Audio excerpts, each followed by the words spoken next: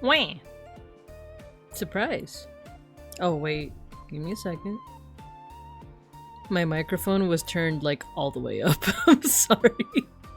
I was listening to a stream that was, like, really quiet.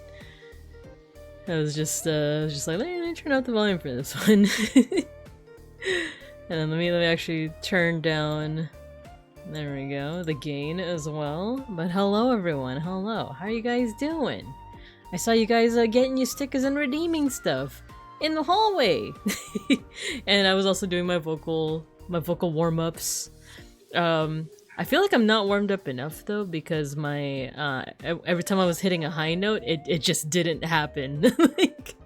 like my voice just like flat out gave up. It was like da da da ah.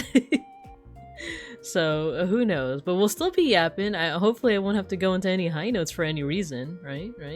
But hello, how you guys doing? Let's see who we got here before we get started with some artin'. Let's see, we got Saribot, R-Rock, and oh, when you summon the cats, we're gonna see when we get to the classroom if the redeem worked, and if not, I will refund you, but summon the cats anyway. But also, hello, Owen, hello, Peck School, you got your sticker. You're about to redeem something, but then I remember that there are no redeems in this hallway. Yeah, I want to find out, like, a way on SAMMI to make it so that redeems are, like, only visible on certain screens. Because I know it's possible, because I know Aros has that, like, that redeem where you punt him.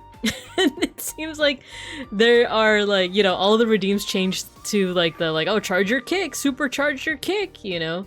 So I feel like there is a way. I just have to find out how it is to do that, just so that people don't accidentally redeem something on a scene where it doesn't activate, you know, like the pet Mr. Pancakes doesn't work on this one. It only works in the classroom. So I'm still finding stuff out. But yeah, how you guys doing? I was listening to some Dragon Ball Z music. Idol, hello. You got your sticker. Hello. We're gonna be drawing some Ultimate Digimon today, but we're also gonna be doing our dailies, or at least one of our dailies, because I already did Wordle and Time Guesser. Oh my god, Time Guesser kicked my butt today. I know if the general concept of turning on off redeems, I can go through it with you later if needed. Yeah, I might ask. Yeah. Baxter Crook, hello. I love that little emote so much. The bears are walking. The bears are arriving sooner than expected. Speaking of which, oh, my tracking. I knew I forgot something. Give me a second. I'm fading. I knew I was forgetting something. You guys didn't see that. Where's my voice coming from? I'm like John Cena or something. Alright,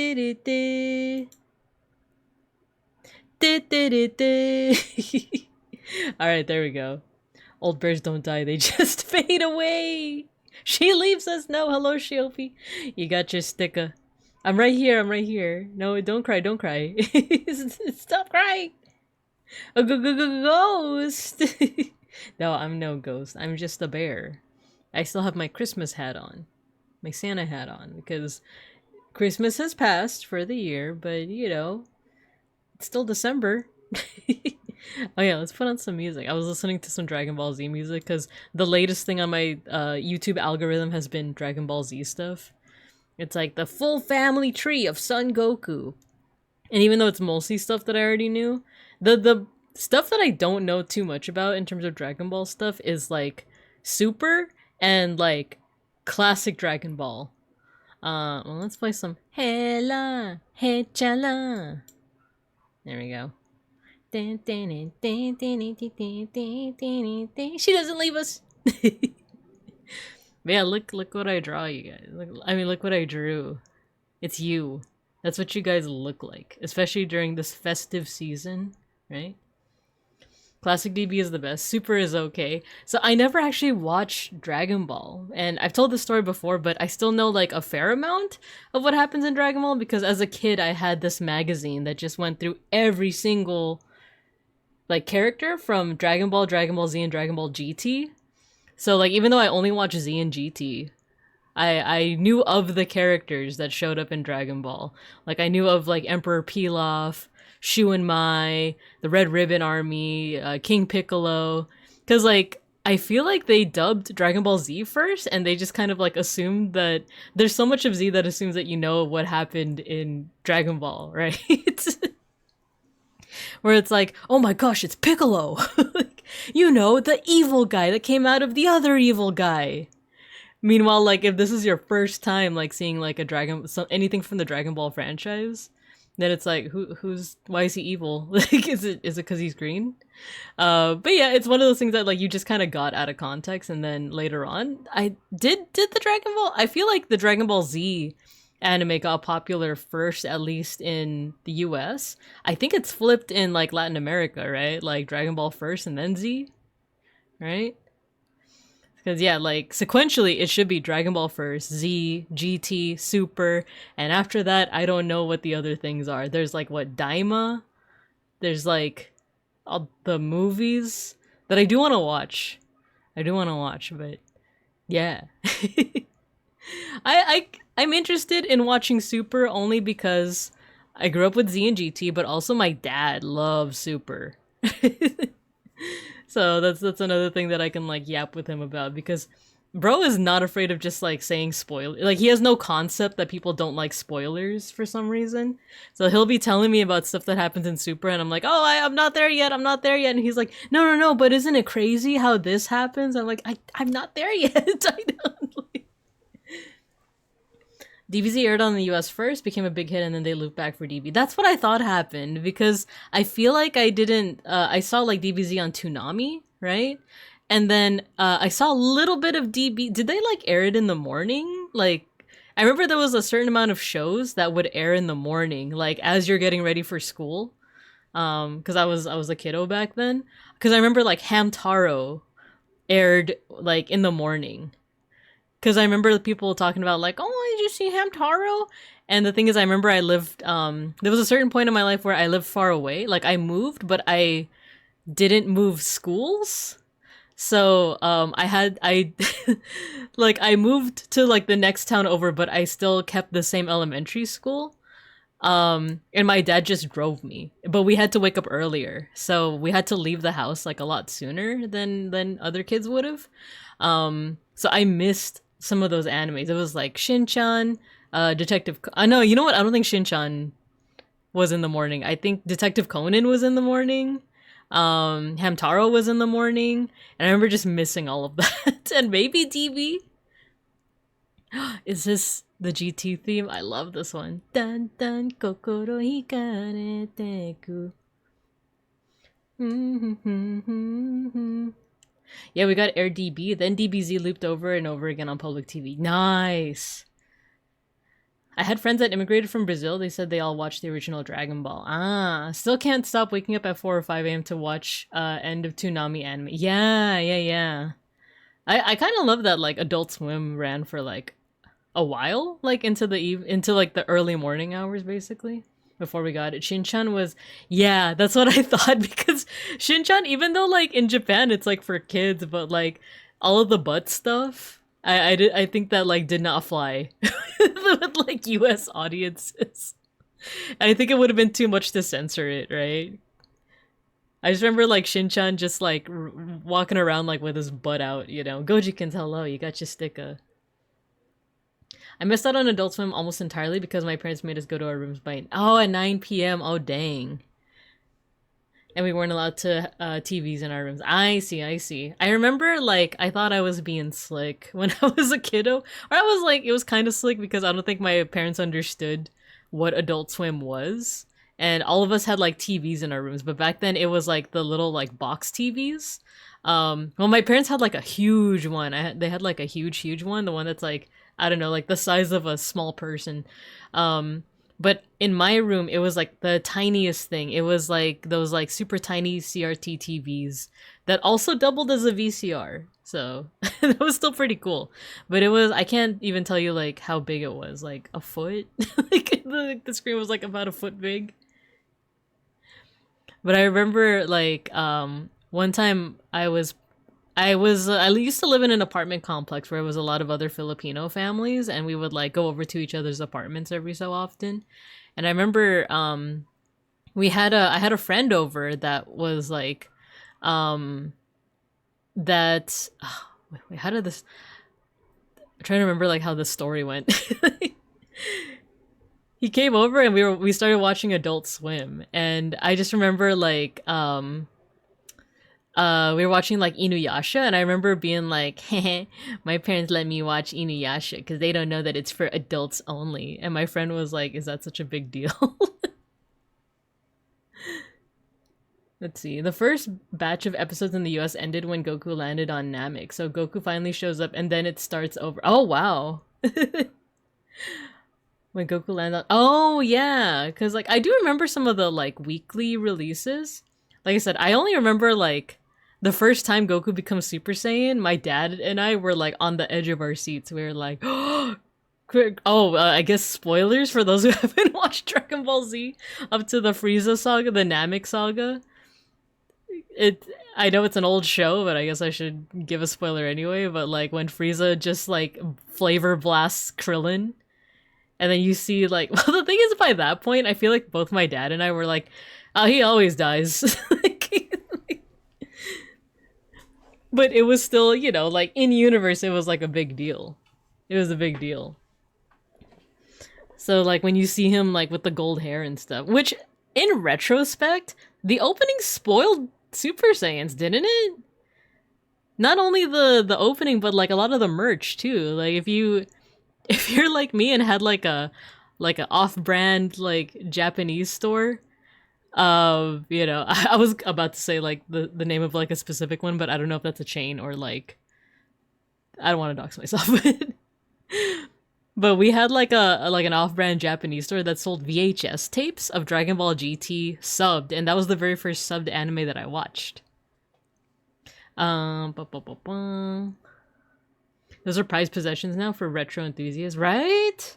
Makes me wish I kept mine. I had one with a DVD player and got rid of it in a move. RIP. I know. We didn't know back then. We didn't know how valuable they would be, right? Right here, officer, this one didn't use the Wii wrist strap. I didn't. Super Saiyan Goku is on every t-shirt. Yeah, bigger spoilers, Ultra Instinct. I still don't, because I never watched Super, I still don't know what the shtick is with, like, why is he blue? Like, is Goku blue for an amazing reason? Like, why is he gray? Why is he rose? Why is he, like, what's it, like, a shinier shade of like black hair and black eyes? DBZ merch of a certain era looked like the show was about 4 blood beefcakes and their green friend. No, for real. And it's funny because like if you did not grow up with DBZ and like you're just looking at the characters, I can see why people complain that it's like, isn't this just like the same character 4 times? One, they are voiced by the same person. A lot of them are voiced by the same person. Because I think, isn't in the Japanese version, Goku and Gohan share a VA? Masako something? And then their voices are different in the dub, in the English dub. But they are all different. You just gotta look at the, like, specific way their hair is styled. Like, if it's, you know, not titular, if it's Goku, he has the default spiky hair. If it's Vegeta, he's got the 5 head. If it's Gohan, well, it depends on how old he is. If it's a child with like big shoulder pads, it's probably Gohan. If it's a teenager with like shorter hair than Goku, it's probably teen Gohan or adult Gohan. How do you actually tell Trunks apart? I guess that also depends on the version, right? If he's a kid, I don't know. He just has like a very specific style. But if it's future Trunks, he has a ponytail. That's important. It's important. Trying to think of like who else goes Super Saiyan. If he's like half naked, it's Brawly. I feel like I'm like forgetting someone really important. Is there any other like Super Saiyans that I'm forgetting? Definitely not Nappa. What does Nappa look like as a Super Saiyan? I'm sure there's like a video game or something that goes into that. Is it just his mustache? Is it just his mustache gets blonde?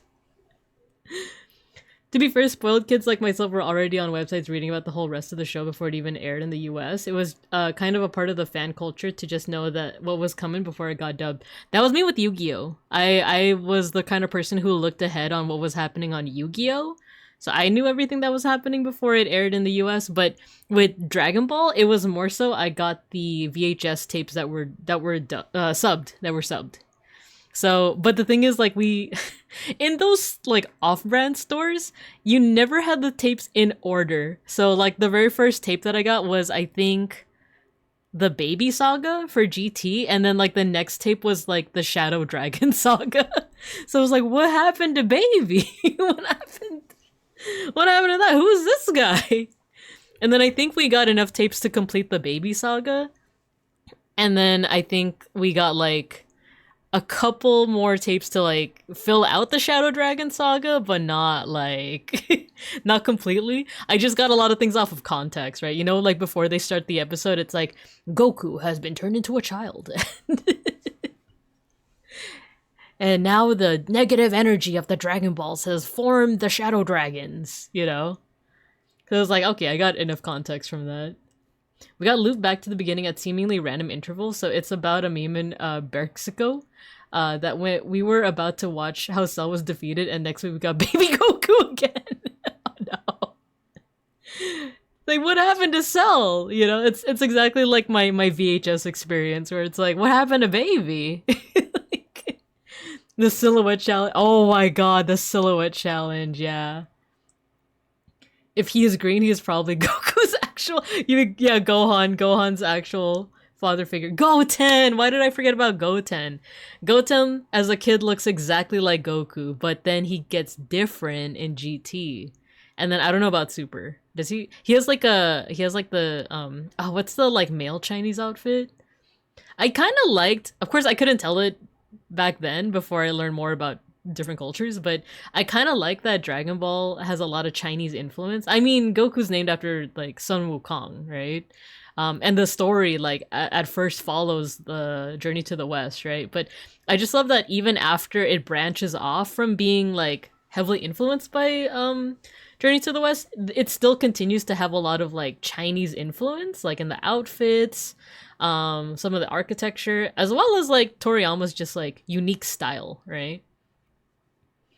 But yeah, if he's green, he's Gohan's actual father figure. It's funny, me and Beans were watching the Abridged series while we were cleaning a couple days ago, and there was a scene where it was, I think Goku was saying like, Piccolo, if anything happens to me, I want you to take care of Gohan.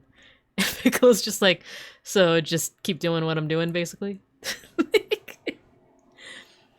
The Prince of Saiyajins, Vegeta, the planet, the king, or the prince? Yes.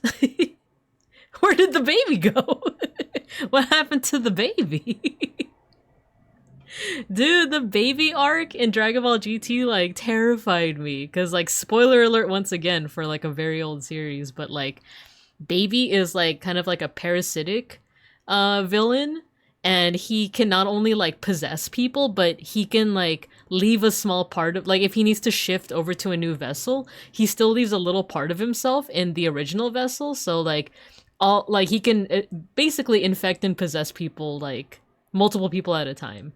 And you see all these characters that you like grew up with, like you see like Gohan, Goten, Trunks, and all these, and Vegeta and stuff, and they all get infected by Baby, and all of them are like evil. It's scary, especially because like the only people that like fight against them are like Kid Goku and Pan, you know, and like the children, basically.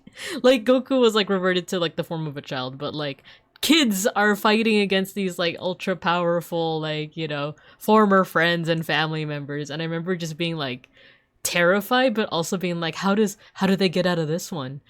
And then when Goku goes, like, Super Saiyan 4 for the first time, it's, like, the hypest thing. It's like, oh my god, this form is so cool. Which, like... Not to knock on the designs for Super, but it does feel a little bit of a waste that like going Super Saiyan, God, or Rose, or Black, or anything like that is just like a hair color change. When Super Saiyan 4 is like, oh, you got the whole monkey, like ape like great ape thing going on, right? Like you got the fur, you got the tail, you got the like the heavy eyeliner for some reason. Like I thought that was so cool. Like it stands out so much from like even Super Saiyan 3 actually. If you think about it, Super Saiyan 3 is such a like wild design change because for one, no more eyebrows, but then their hair always grows like super long. And then like you take Super Saiyan 3 and 4 and then compare it to Super where it's like oh a color like a palette swap, you know? But who knows, maybe the reveal is a little bit more hype if I actually watch Super. Let's see, and Oob, but he got his butt kicked immediately. Yeah, I remember, I think Oob was another thing that I had to figure out from context. That, like, I don't think I ever watched the episodes where, oh no, actually, they introduced Oob at the very end of Z, right? Like literally like the end of, oh no, is he?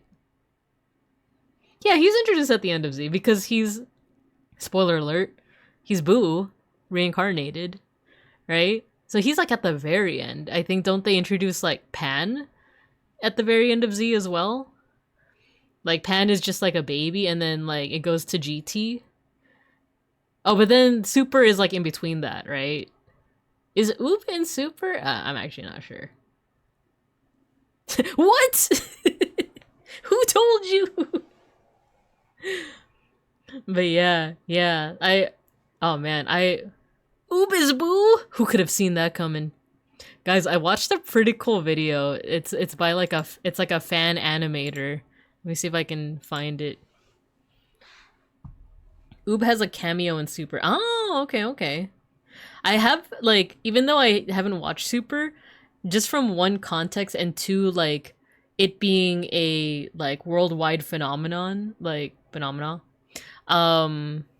I know certain characters that show up in Super, like Beerus, Whis, and then there's like the gray guy that Goku fights. Is it Jiren or something? Because I just remember seeing like news of how like oh the fight between Goku and Jiren is like you know it's almost like a boxing event. You know like people are like promoting like where you can watch it and like whole communities in like Latin America are like you know watching it in like their city square, like their capital city square or something like that.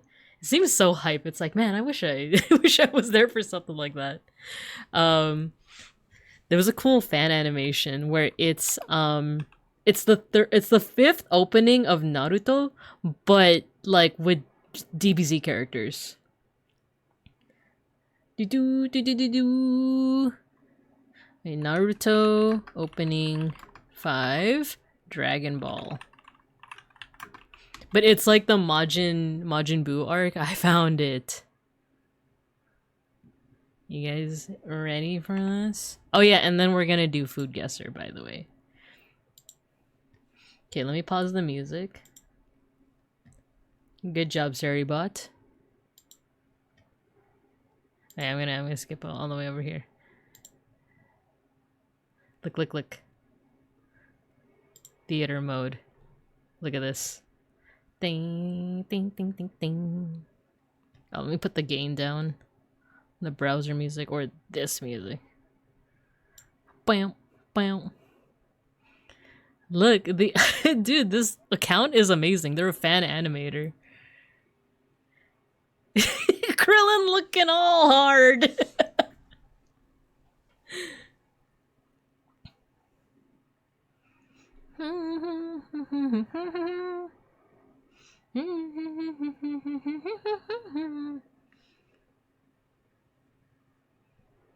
This is so the fact that this is fan animated, y'all. See, it's Trunks and Bulma. Okay, this next part, so good.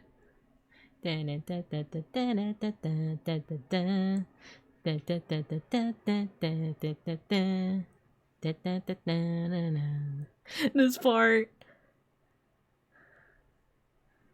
Go Tanks.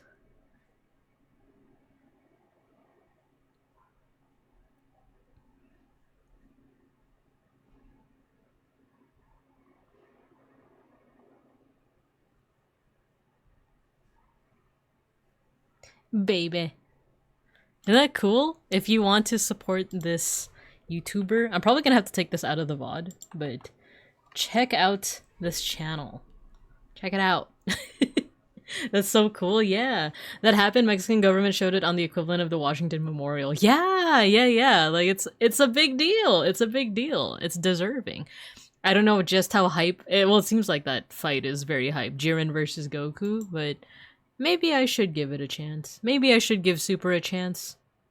Krillin is still #1 for being together with AT. That's true. That's true. That is true. It's like how did he get 18? Like, well, we know how, but it's just so funny seeing him with hair. And I remember as a kid when I watched GT, it like cut to an episode. I think it was the Baby Saga, where like eventually Baby like just infects everyone, but not everyone is necessarily evil. They're just brainwashed, right?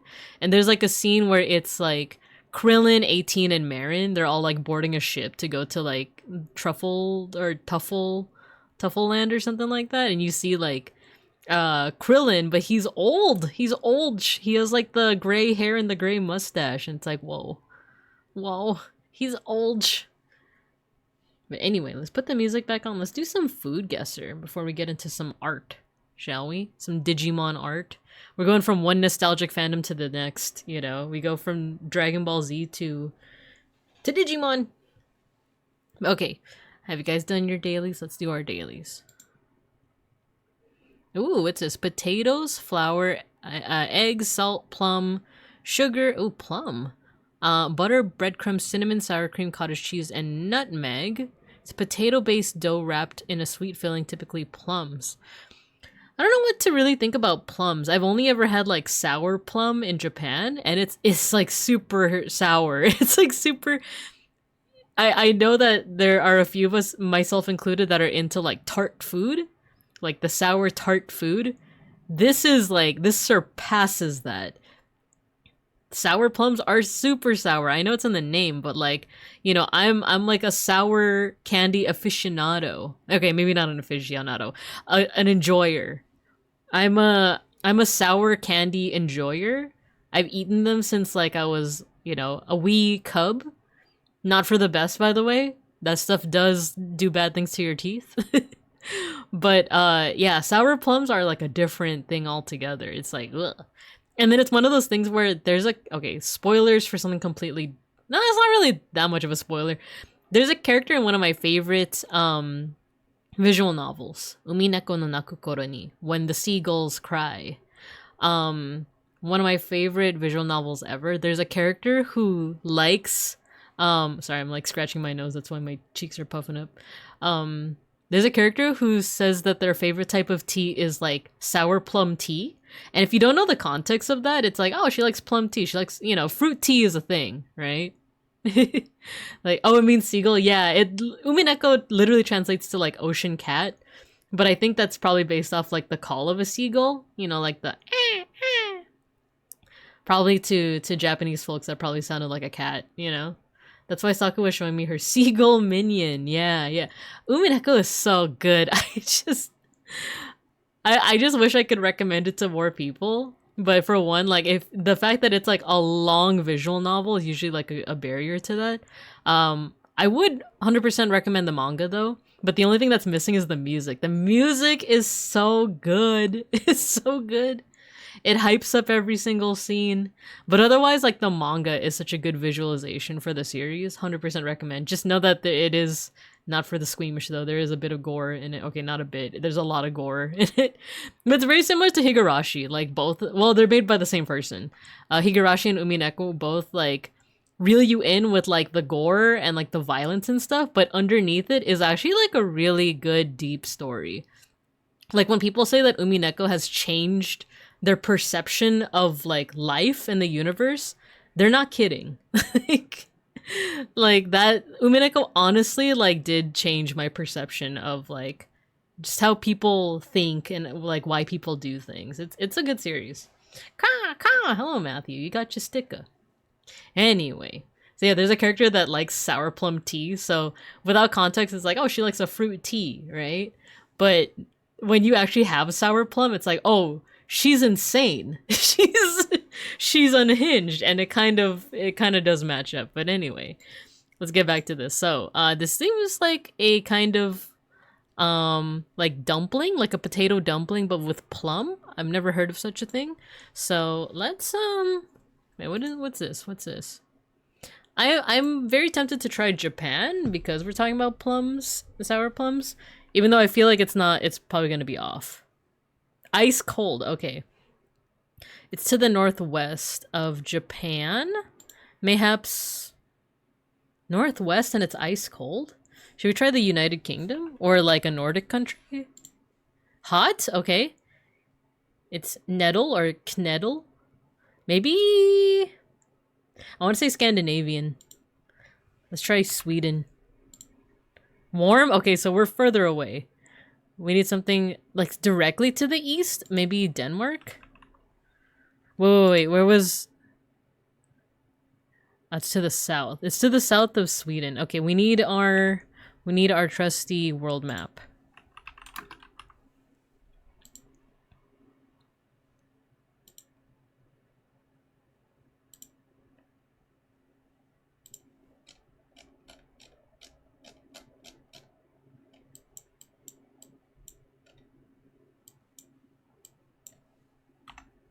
Okay, so it is directly east of United Kingdom. I'm starting to think Denmark, and then warm with Sweden. Well, okay, if it was Denmark, I feel like it would say borders. It's warm. So it's south. It's south of Sweden and east of United Kingdom. It could be Germany. Should we try Germany? Correct. Oh, it's quite a so it's a lot of Germanic countries. Well, also like a fair amount of like Balkan countries too. So Austria, Poland, Romania, Slovakia, Serbia, Croatia, Hungary, Czechia, Germany, and Slovenia. Nice. She sounds like Kyoko from Cyber Sleuth. Wait, who are we talking about again? Oh, yes. Except if Kyoko was like evil. Which, by the way, has anyone here played the DLCs for Time Stranger yet? I got started on the first one. And you do get a very neat... I can't even call it a cameo. It's like a feature of a certain character. And it's pretty cool. It's pretty cool. Sour cream and cottage cheese? Sayu, the VTuber? Let's see. Kneadle. Let's see, what is it? Oh, more potat. Potatoes, wheat flour, barley flour, salt pork, lingonberry jam, and butter. Traditional delicacy made from raw potatoes. Formed into dumplings, typically they're stuffed with diced pork. Commonly served with butter, providing a delightful contrast of flavors. Okay, I don't know why I'm thinking Europe again. I want to, but with reviews, the reviews are not good. Oh no. I just want to keep on playing Time Stranger. That's why I gave it a try. Let's try... United Kingdom again?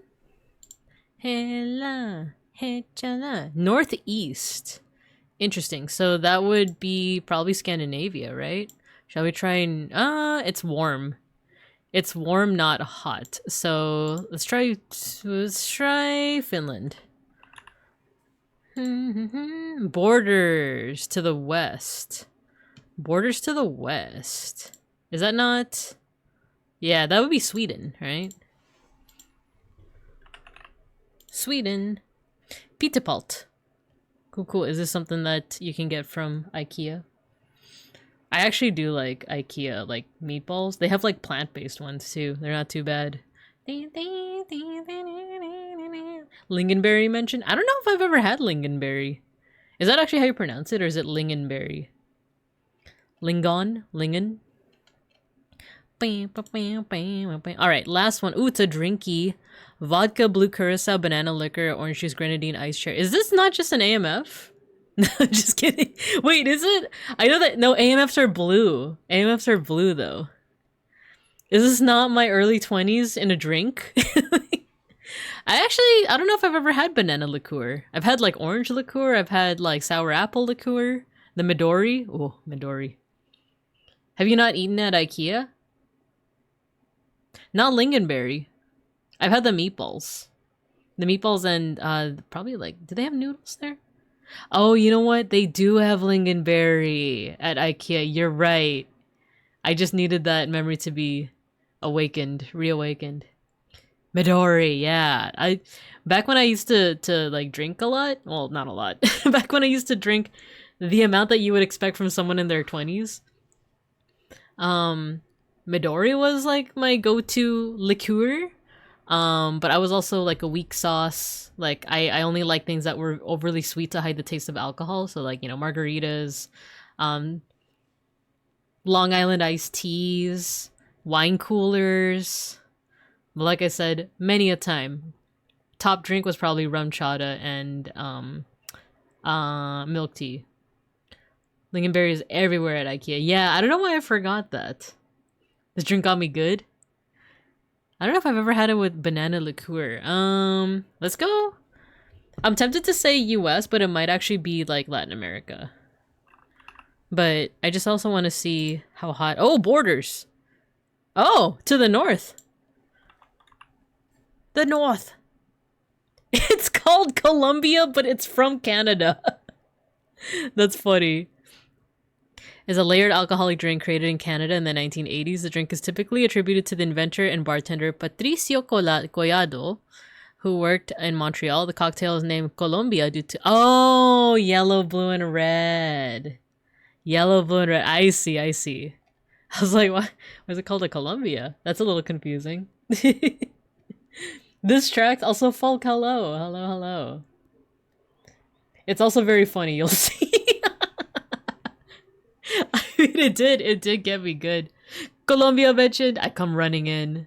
Yes, hello, alpaca, hello. Oh, that's why you mentioned Sayu. Yeah, it is Sayu that sings this version. I forgot that he also sings, because he does like voice acting and singing, right? I actually don't know that much about Sayu. I'm gonna be so real with you guys. Probably a cool guy. And alpaca, you also got your sticker.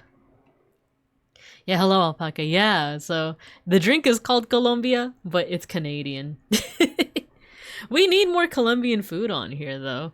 When I went to like a Friendsmas party, and it was with a lot of my coworkers. One of my coworkers is from Colombia, and she brought over hot chocolate. Like, she made hot chocolate, but then she also put cottage cheese in it, and she served it with like a very specific kind of like biscuit.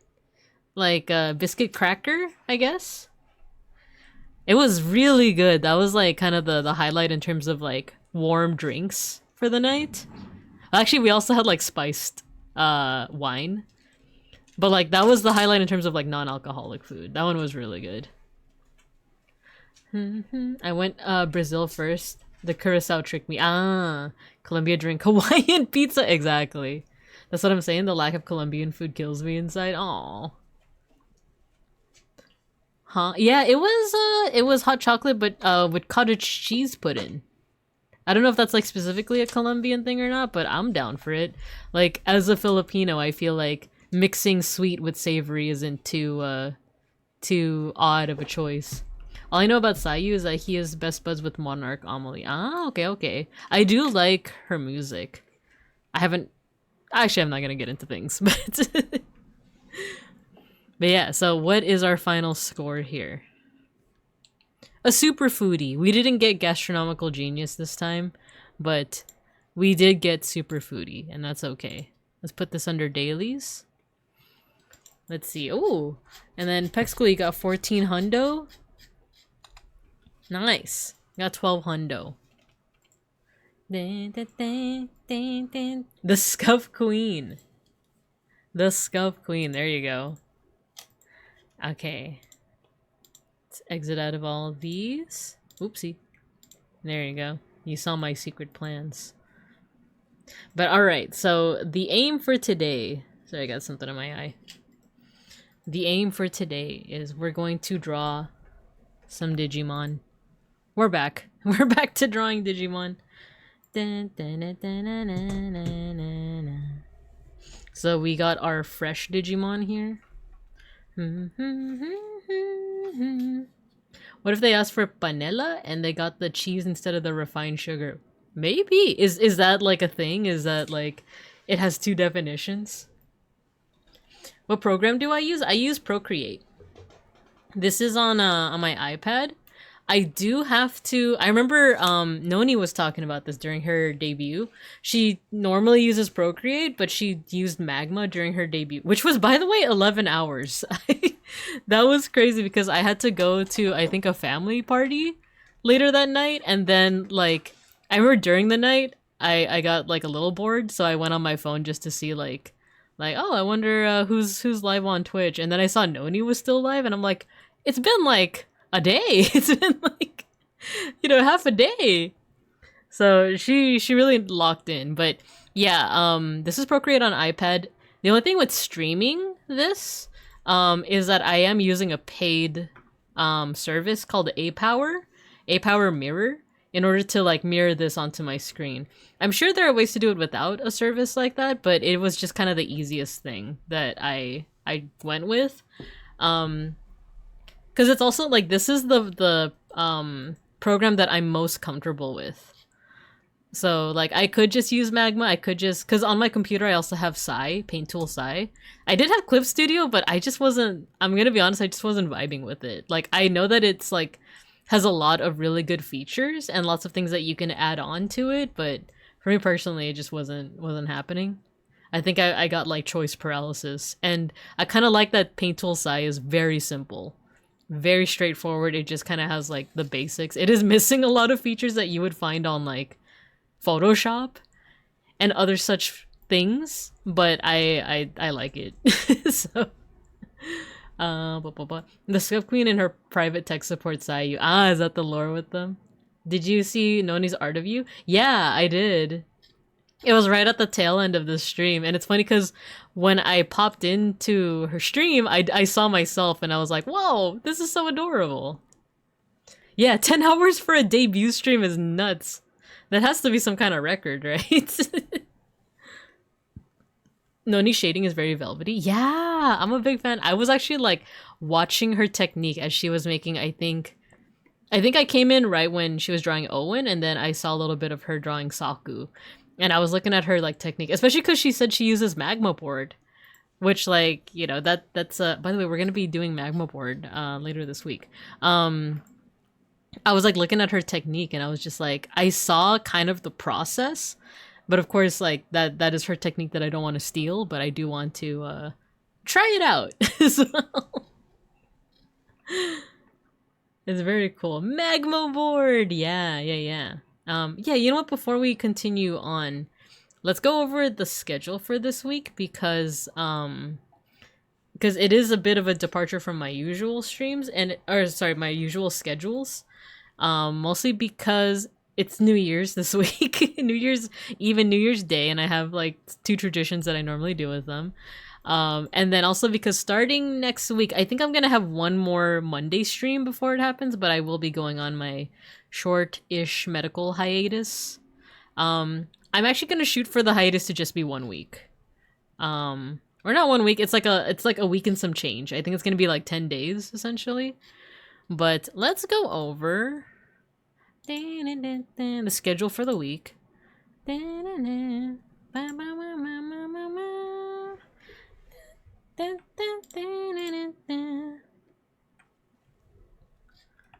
There we go. Here's my schedule for the week.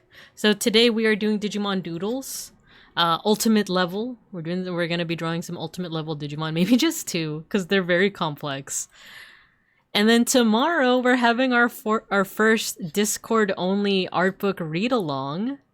Yeah, we're like, if you guys join the Discord, if you haven't already, at 6:30 p.m. PST, I'm gonna go on, I'm thinking the stage, not the VC. But we're gonna go on stage and I'm gonna be doing a hand cam with one of the books that I showed you guys last week. I also did get some new books from Christmas, so we might do something like that instead.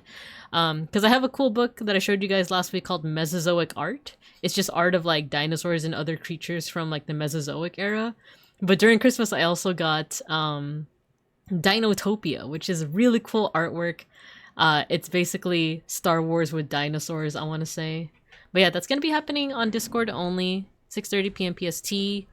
I'll also ping folks that have the live notification on. And then Wednesday, we're back on Twitch. It's gonna start, the stream is gonna start at my usual time, but I will not, as a departure from 2024 and 2023, I will not be going up until midnight, unfortunately. Because I just thought it was a little awkward for me to go until midnight, and then because I have to step away to say, you know, Happy New Year to all of my relatives and friends and family and all of that stuff, and to just kind of leave you guys hanging for like 20 minutes. Especially if some of you are like staying up, if it's not like your time zone, you know? I just felt like that was kind of awkward, so I might just stop probably after EST has their New Year's. Actually, no, wait. Yeah, that would be like 9 p.m. PST, right? Or is it 8 p.m. PST? I keep forgetting. Yeah, that's 9 p.m. for me? Okay, yeah. I might just go like, probably like until 9:30, so like what, 3-hour stream?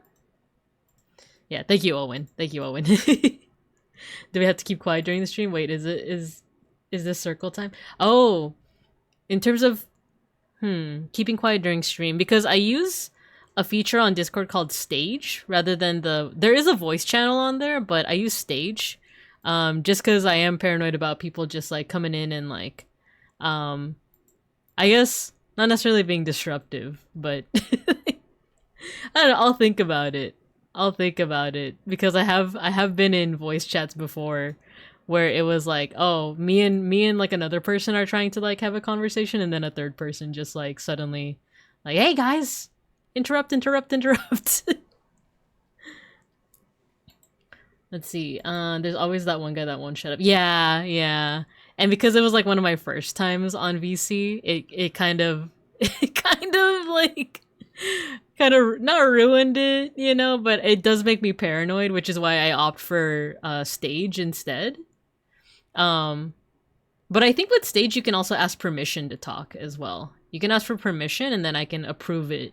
So that might be the safer option, you know. Storytime, but Babinka can mute the audience members. I imagine her putting the cubs in air jail. Exactly. It's like a cub timeout. But you guys are just like, I feel like putting you guys in a corner would be too traumatizing. Like, I'll make you my assistant. You know, that's the usual strat when you're teaching. If you have a disruptive student, you make them your assistant. The temporary speaker option is very good. Ah, okay. We'll probably use that. We'll use that then. We'll use the Stage, but if you guys want to speak up, you totally can ask permission. That way it kind of does feel like a classroom environment where you're like raising your hand and you're like, Miss Pinka. I know stuff about this artist. But yeah, so that's going to be happening on Tuesday. Wednesday, I'm going to be starting at 6:30 p.m. PST, my usual time. We're probably just going to go up until 9:30 p.m. PST. So that should be right after Eastern Standard Time has their New Year's. And that one is actually going to be two things. On the schedule here, it says Magma Board. That's just part of it. But I actually do have a year in review slideshow. Let me actually draw it up. I actually didn't finish it all the way, but I think I'll be able to finish it before the stream on Wednesday. You guys know me. I like making slideshows. I won't show you guys the whole thing, but just as a preview, and because you can probably see the thumbnails too. Bink in review. Let's look back at 2025.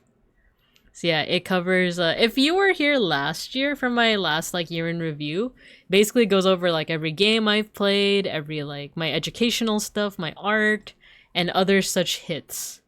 So expect that on Wednesday.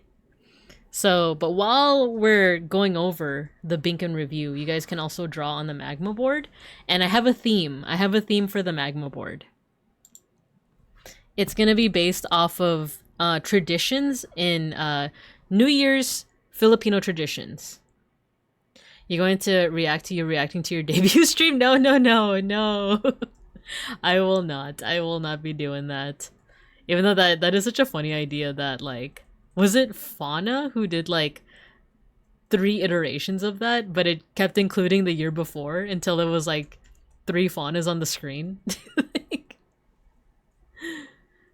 But yeah, no, it's just like a Beacon review, but while you guys are also drawing on a magma board with the theme of Filipino New Year's traditions, so on one board I'm thinking that you guys draw 12 round fruits for me for good luck.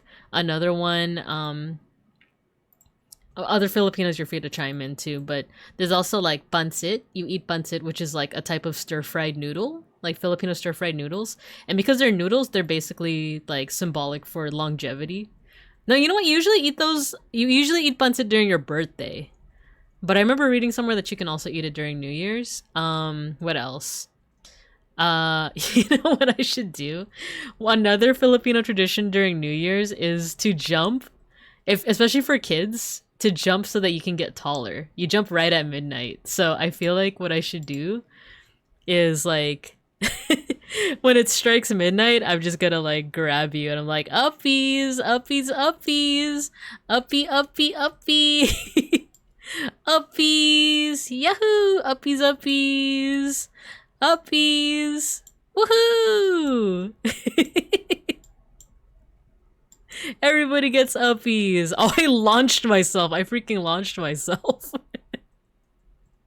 Eevee!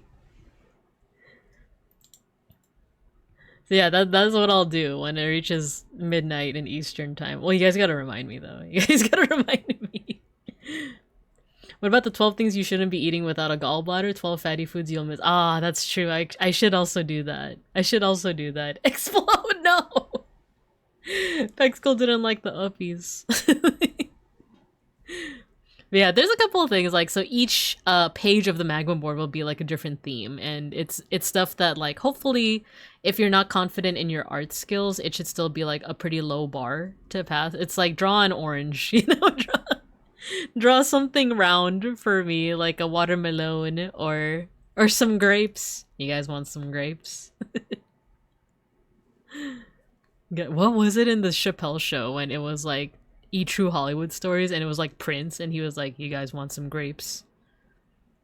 Pussies. Like he says something like completely like off the cuff. Anyway, forget that teacher said a no word for a second, but that is the plan for New Year's Eve. For New Year's Day, I'm actually doing another Discord only thing, and it's very early in the morning. It's 8 a.m. PST. Well, that's pretty early for me. That's usually when I wake up, actually, when I don't have to go to the office.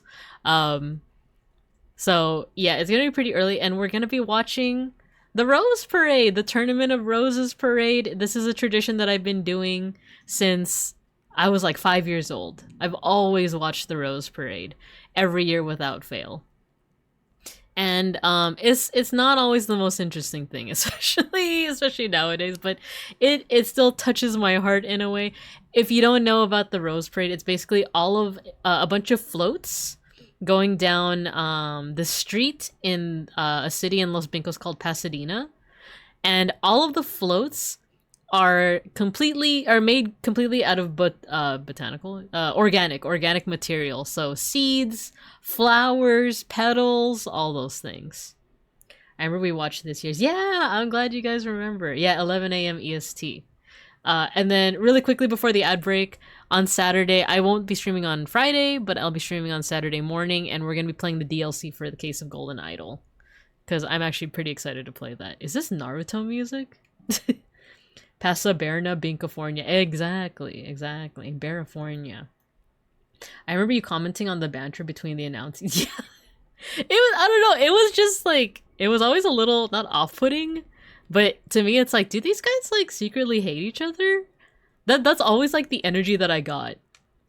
Is that like their banter just felt a little like strained in a way. It's, you know, when people are saying things through like gritted teeth, it's like, we're done talking about the horses, Jerry. We're done. It's time to move on. And he's like, I guess we're done then. But all right, we have an ad break coming up. I'm gonna take a sippy of water. I also have some curried couscous next to me, so I'm gonna take a bite out of that. And then we're gonna dive back into Digimon! Digital monsters! So I'll see you guys in about 3 minutos.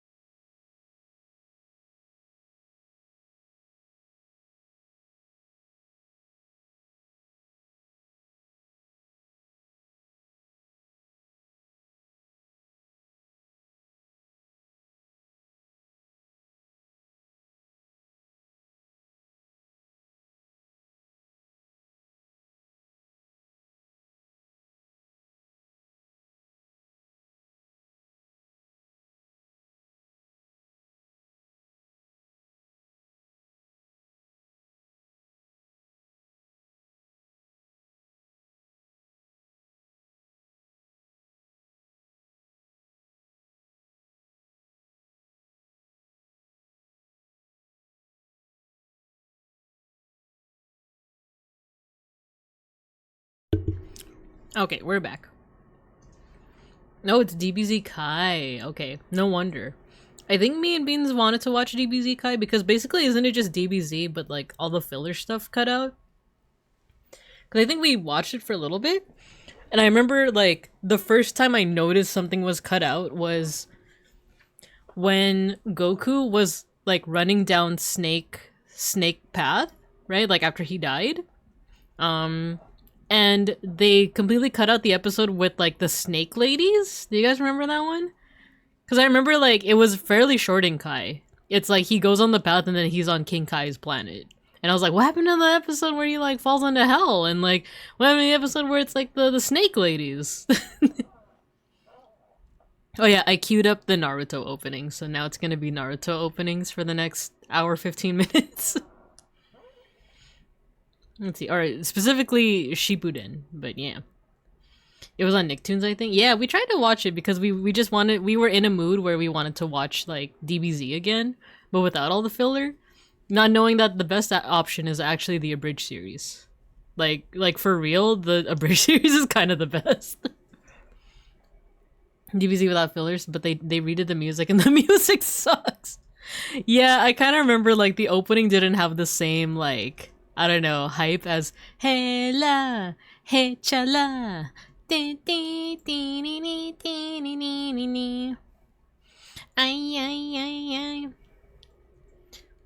one that goes, you are my friend. You know, oh my gosh. This is gonna be so cringe, but embrace the cringe.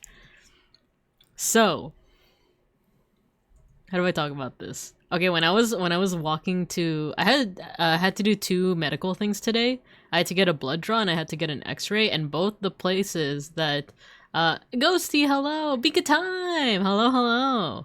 Talking about music. We're talking about Shippuden music. Cringe is on brand. It is. Okay, so here's my cringe story. I had to do 2 medical things today, and neither of them accepted appointments. They were both walk-in. So I was walking to one of the medical facilities where I had to do the blood draw, and it was about a 15-minute walk. So I decided to listen to some music during the walk, and I put on this same playlist of like the Naruto Shippuden openings, and then it got to the "You Are My Friend." Have you guys ever done that thing where like when a song plays and you just imagine like a whole music video in your head, but it's not necessarily the music video that goes with the song? Because with this one, it's like it's like you're imagining like either your other hyperfixation, where it's like, let's say that you're obsessed with Hitalia and you like listen to this song, but it's a music video with like Hitalia characters, right? I'm very visual in my mind. Yeah, constantly, or scenes all the time. So many scenes. Yes. So I was hyper fixating on the fact that that song, Distance, I think it was hinted that had they not graduated, Magni and Vesper were going to cover a song together. And I think they implied that it was going to be that song. So what I was vividly hallucinating in my head was like, what kind of music video would that make for? And of course, freaking like corpo music videos, well, not even just corpo, but a lot of VTuber music videos are just a single still image, but like with the lyrics on the screen, right? But it's like, if Hollow Stars had the budget, you know, like what would be like the coolest music video? And in my head, it's like Naruto versus Sasuke, but make it Magni versus Vesper. That's what I was like vividly hallucinating as I was walking to the phlebotomist today. I was like, oh man, like they would, you know, Magni would go like the Sasuke route with like the cursed seal and stuff, and then Vesper would go like I don't know, dude, he's I guess a vampire. like as much as he denied it. So chuny, right? It's so chuny. It's so chuny. The hospital vampire. Yeah. That's what I was thinking about today. I think it's actually the song right after this one. Explode. Oh no. Ghosty exploded right in front of my berry eyes. But yeah, that's what was going through. And it's funny because I really haven't been thinking that much about Magni Vesper that much recently. Instead, it's been more of these 2 completely unrelated guys. Casper and Randon. I hope Randon's doing good on his hiatus. A video like Ina versus Myth. Yes, exactly! That kind of stuff is like awesome. Or like Gargura's Ash again. You are my friend. Are you guys imagining it? Are you guys imagining it? Casper, my beloved, yes. The completely unrelated Randon and Casper, yeah. Every day. Also, imagine if they had both covered this song. Well, completely unrelated VTubers, Casper and Randon, sang it during a karaoke stream. So that's the next best thing, isn't it? Tear it down, burn it down! Down to the ground! I go the distance. Okay, so our task for today is we're gonna be drawing an ultimate level Digimon. We already drew these little babies here. You are my friend. This was one of the first songs they sang. Yeah, I legally obtained the VOD for that.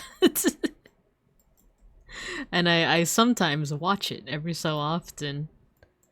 I just lost the song list, but I'm pretty sure one of the many Discords that people are in probably have it. I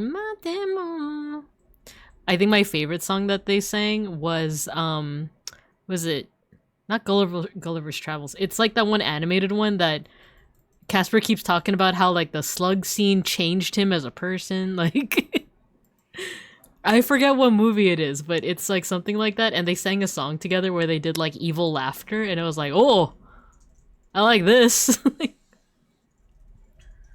Fern Gully, yeah, there we go. I think the Gully part confused me, and I was like, Gulliver's Travels? No, that doesn't make sense. Fern Gulliver's Travels. Magni's first karaoke, if I'm not mistaken. Ooh. Never mind, I don't think I have the VOD for that one. But also, it wouldn't be too hard to find. Hot take, I prefer when he sings Toxic Love over Unholy. I have to remember which songs that he sang. There's like, oh my gosh. You know what lived in my head rent-free for a while? When Magni sang, oh my gosh, that one K-pop song. Not the latest one, not the K-pop Demon Hunters one, but the old, like, Big Bang. Fantastic Baby. He sang Fantastic Baby. If you can see the video or the VOD for that, watch it. It's so good. Because, like, I don't know how often he flaunts it, but, like, he knows Korean. And when he sings Fantastic Baby, like, he knows the lyrics. It's incredible. Hello, beeplebees. Hello. We're drawing Digimon, but I keep going into tangents about VTubers. Dude, even my parents are talking about K-pop Demon Hunters. I actually haven't seen it yet, but I know it'd be, like, up my alley. My friend keeps telling me that she's gonna show me him singing Korean, but I'm still waiting. If you want, go on YouTube and type Magni. Oh, I love this song too. Magni Fantastic Baby. It's kind of illegal for them to have this video up, but it should be there. They keep calling it K-pop Vampire Hunters. I mean... No, actually, I haven't seen Demon Hunters, so I don't know if it's kind of like how they're treated in Demon Slayer, where it's like, those demons are basically just vampires, right? Like, they eat humans. I guess instead of drinking blood, they just eat the humans, but they also have, like, fangs and, like, pointy ears, and you, like, if you get exposed to a certain demon blood, you become a demon. Like, it's basically the same thing, right? I used to be in the K-pop fandom. I had 2 K-pop phases. One in, like, my early 20s and one in my late 20s. So I only know, like, top 20, like, you know, top 40 hits like Fantastic Baby, Big Bang. You know what? We could play that playlist. I do have a playlist. Even though I do love these songs as well. Aoi, aoi, ano sora. Aoi, ano sora. Where's the playlist? Why is it taking me so long to find it? My 2. There we go. The first song is G. The first song is G by Girls' Generation.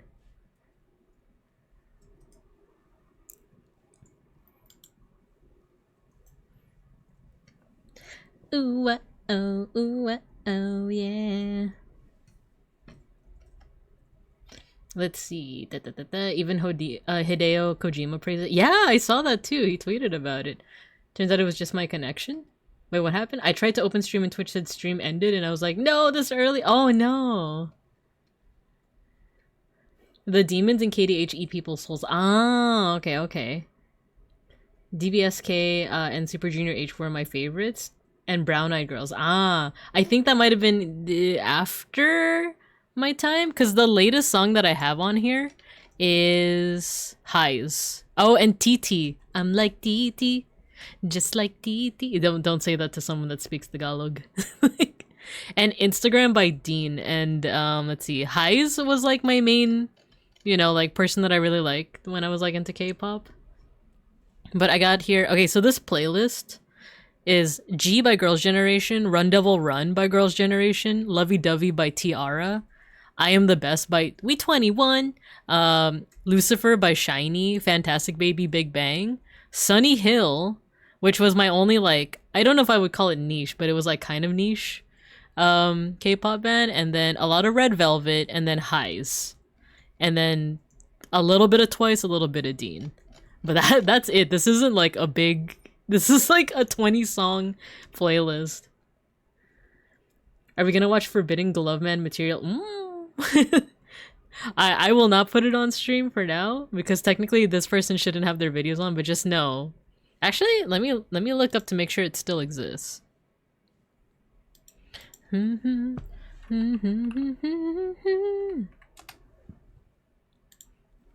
if you do Magni, Fantastic Baby. Yeah, it's there. It's like the first result. And his Korean is like, well, I don't know Korean, so I wouldn't be able to tell, but it sounds good. It sounds legit. It sounds like he's listened to this song a lot. Why is it the one time I'm like, sure, yeah, I'll share my stream streak. There's an error. No! You have a strong stream streak in my heart. Beeplebees. G was the first K-pop song I ever heard. Yeah, it's a classic. It's a classic. Baby, baby. Oh, oh, oh, oh, oh. G followed by Chocolate Love. I don't know if I've... Beeplebees. Haha, TT. Followed by Chocolate Love, yeah. Imagine 100 dudes on TeamSpeak involved in a massive EVE Online fleet going, G, G, G, G, baby, baby, baby. You want to know how, like old but also iconic this song is? When my little sister, she's 18 years younger than me, so she's like 17 right now? Oh, that's crazy to think about. When she was a baby, and she was like, you know, sometimes babies, they learn how to sing eventually. But they just like kind of babble, right? They don't quite like sing perfectly in tune yet. They just like babble, or they like... My baby sister, Binka sis, when she was a baby, she was like singing G. She was singing along to G. She was like, baby, baby, baby. It was the cutest thing. Like a Hydra, if YouTube takes down one, 2 more will pop up to replace it. Yeah, Mirror by DBSK is the first one I ever heard. Let's listen to it. Oh, why did it go back to Naruto music? Is it because I queued it up? Grambinka. I have a stream streak of 209 trust. I do trust. I do trust. Yeah, oh my gosh, it's one of those things that I always think about is like my siblings growing up too fast. If you believe it. DBSK is cringe. Very 2010s K-pop. I love that though. Yeah, we were listening to a Naruto playlist, and then I tried to switch over to a K-pop playlist, and Spotify was just like, no, we're back on Naruto. And then Champion Level. We did Champion Level last week. We did Fluffy Cougarmon and Super Cool Geogreymon. So I feel like we can probably only do like 2 Digimon this time around, but we should also go through the list. We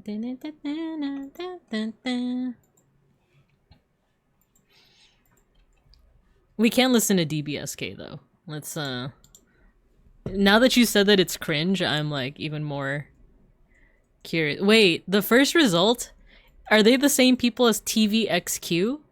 Because that's the only result I'm getting from DBSK here on Spotify. I'll send you one of my still favorites to this day. Ah, okay. Sure. This is a sign to listen to German Naruto opening on loop. Sasuke is really cool. Sakura, the beautiful. Yes? Ah, okay. TVXQ, but also they may be the only two-member version. Oh, I see, I see. Well, I'll play whatever song you recommend. For now, we'll have I was about to say Digimon. We'll have Naruto up there. TVXQ is the Japanese version. Oh, I see, I see. Alright, so ultimate level Digimon. These Digimon are now like... The way I like to think about it is they're like adult Digimon. Or sorry, champion level Digimon, but with a little something extra. Whether that's just more cool factor or metal parts, etc, etc. So let's go down the list here. We got Arrow Vidramon, who has a... It looks just like Vidramon, but like with more cool things. And wings. Andromon, pretty cool too. I'm gonna avoid human-shaped Digimon in terms of drawing, just because, like I said, I'm not super confident in my human anatomy drawing skills. But Andromon is also very iconic. Oh, I like this song too. Sha-la-la. I also like Antilamon. I'm gonna open up tabs for ones that I'm interested in drawing. Antilamon. Actually, the virus version goes kind of hard from the movie. Argomon, that one looks very complex, so I'm not gonna do that one. Only way to get better is to practice. That is true. That is true. I can't argue against that. Armormon. Ooh. Arukenimon, though? That might actually be a happy medium between me, like, being kind of hesitant to do human-shaped, because she's half human-shaped, but also with kind of warped proportions, like those hands, right? And I do like Arukenimon. La la. Astamon with the gun. Asuramon. So, ultimate levels are also where we start delving into, like, godly or, like, divine Digimon as well. What makes a Digimon a virus? Oh, so with Digimon, similar to Pokemon, there's different types, but rather than elemental types, they also have elemental types, but the main thing with Digimon is that they are, they fall into one of three different, like, categories, which is data, vaccine, and virus. And especially in video games, this acts as like a rock, paper, scissors type thing. So like, data Digimon are Digimon that like are made of just, you know, data.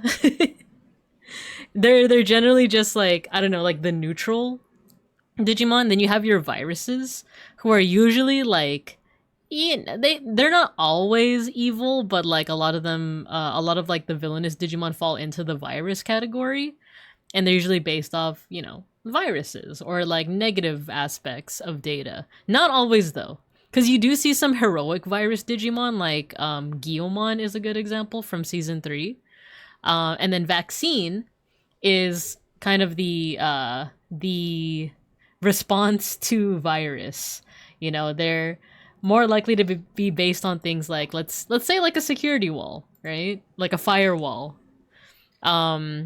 Actually, now that I think about it, is Meramon a vaccine or or data? But that's just one of the categories. It's kind of like saying a yeah, what beeplebee said, virus Digimon come from the data of malware. Yeah. The way I was gonna ask for Argomon, he's so complex though. Apartment complex? I think it's quite simple. Like, not sponsor of the stream, NordVPN. Yeah. Because a lot of Digimon are based off of data, like either on the internet or having to do with computers. So like, if it's a fire Digimon, sometimes they're based off of Betsumon. Sometimes they're based off of like firewalls and stuff. So the rock, paper, scissors goes as data can alter vaccine Digimon. No, wait. Data Digimon can become infected and destroyed essentially by virus Digimon, which can be cured by vaccine Digimon, which can be altered by data Digimon. That's what it is. Ooh, beeplebees has a good explanation here. Data is the movie you're torrenting. Virus is the Trojan it's harboring. The vaccine is your antivirus software telling you to please not download this file. That's actually like a wonderful way of saying it. I'm gonna pin that. I'm gonna pin that. I actually love that explanation a lot. I'm actually gonna copy paste it into my own files. And then I do see that I was sent some musica. Brown-eyed girls abracadabra. Okay. I feel like abracadabra sounds familiar. I feel like I might have listened to it. No, you know what? I'm thinking of Lady Gaga abracadabra.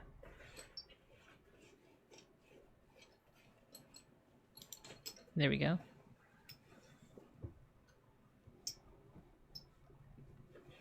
What would Clippy be? I feel like Clippy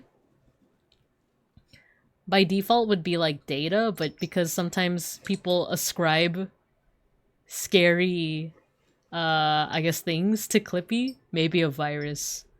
You wouldn't steal a Digimon, it's true. The most vicious malware of all. Clippy was a saint! Not the Clippy slander. Betsumon. I love Big Mamemon. Maybe we'll do 3. We'll include Big Mamemon. In Time Stranger, he's so funny looking because he's just humongous. Bishop Chessmon is pretty cool.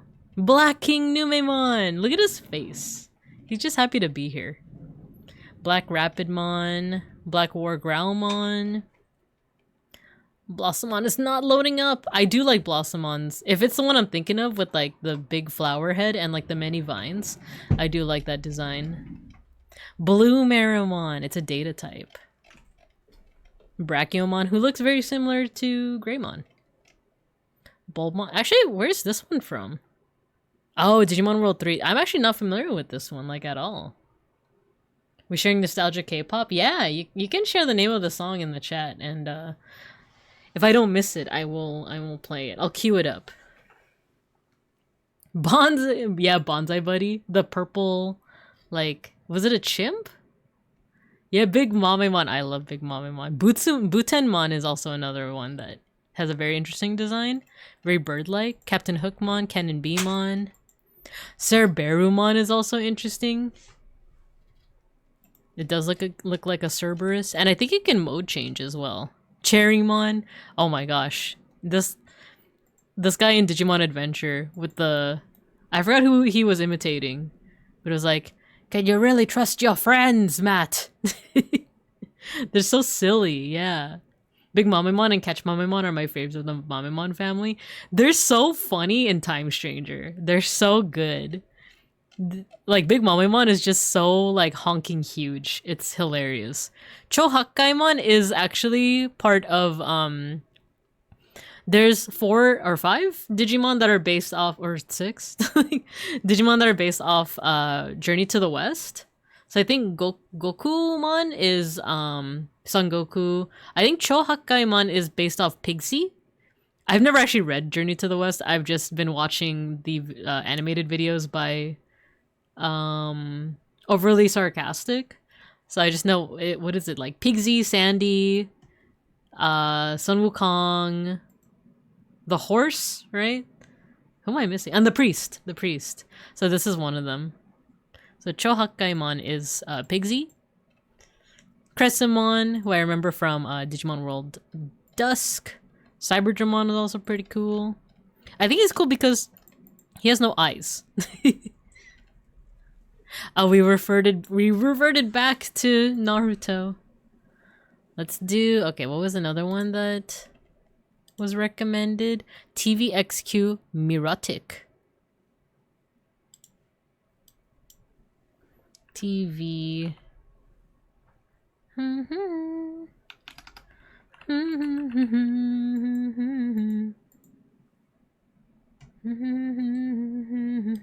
There we go. Chocolate by Girls' Generation is both a song and 50 million views ad for the LG chocolate phone. Chocolate love. Not the first result being Chocolate Rain by Tay Zonday. Wait, why isn't it showing on... I typed in Chocolate Love into Spotify and it only shows like Run Devil Run. There's one called Chocolate Love by Kirara Magic and Ugu. I don't know if that's the same song. We could also do YouTube. Petition for chocolate rain, chocolate rain. Some stay dry while others feel the pain. Chocolate rain. Oh, no. It'll just be on the background. There we go. And then this one.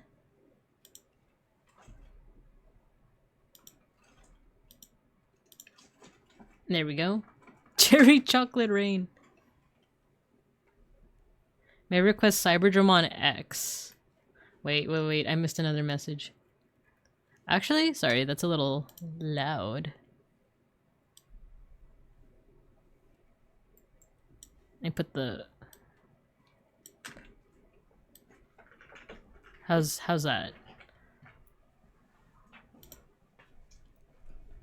Cyberdramon X is Cyberdramon... Oh, it's not. Let's see, how about I open this one and then... Let me hide that real quick. Cyberdramon X. What does he look like? Yo, that's sick! What the heck? That's awesome. It kind of reminds me of a Tyrant Kabuterimon. People may call Digimon World Cherrymon creepy and nightmare-inducing, but I think they're right and I love him. He should come back as a Cherrymon alt. I know exactly what you're talking about because he has different eyes. It's crazy. Mega Bronson, hello. I've got you under my skin. K-pop today don't got that spark. To be fair, I haven't listened to K-pop nowadays. I don't know how different it is nowadays. Let's see, Datamon or Nannymon. Daramon is so adorable as like an ultimate level. He just be a bird, you know, with a bush. Dex Doru Greymon is ultimate Chuny, is ultimate like edgelord design. Like look at that.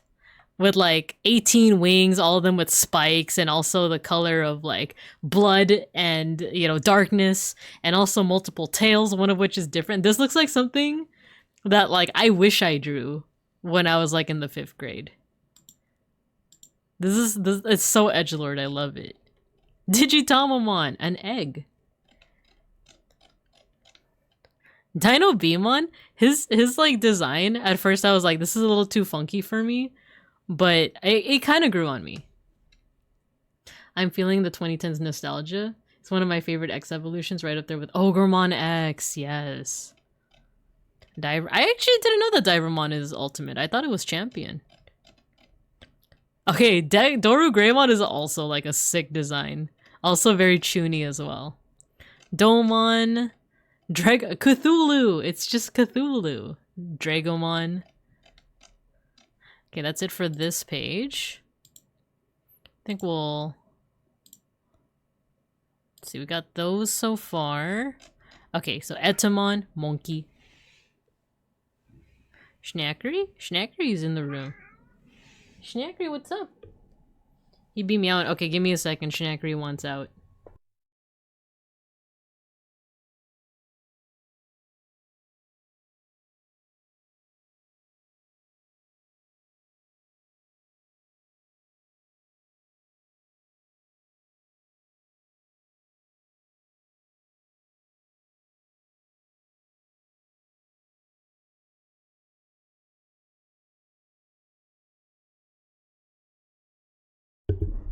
Okay, Schnackery has left the premises.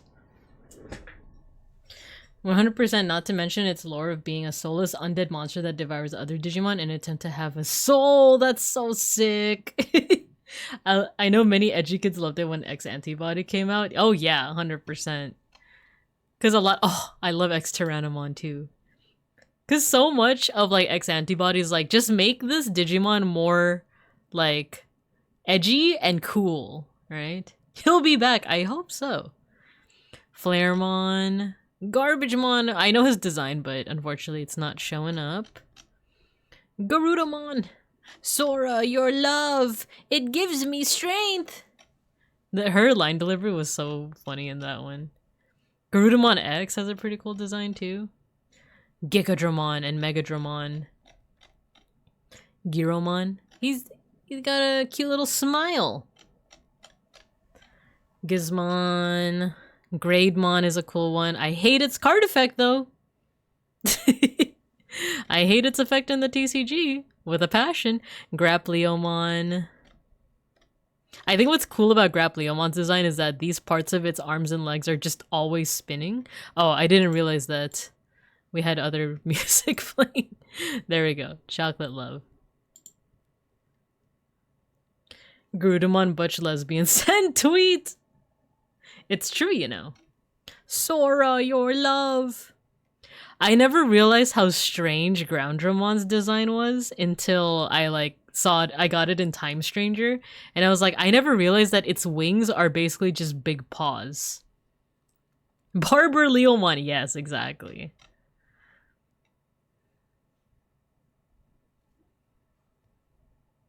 Ooh, this really is a girl's generation. It's a little loud in my ear. There we go. I can put the gain a little bit back up.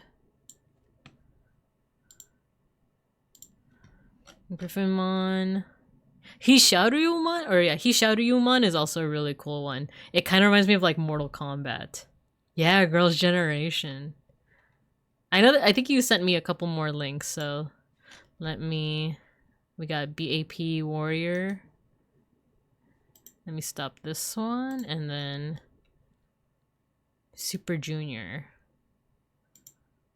There we go.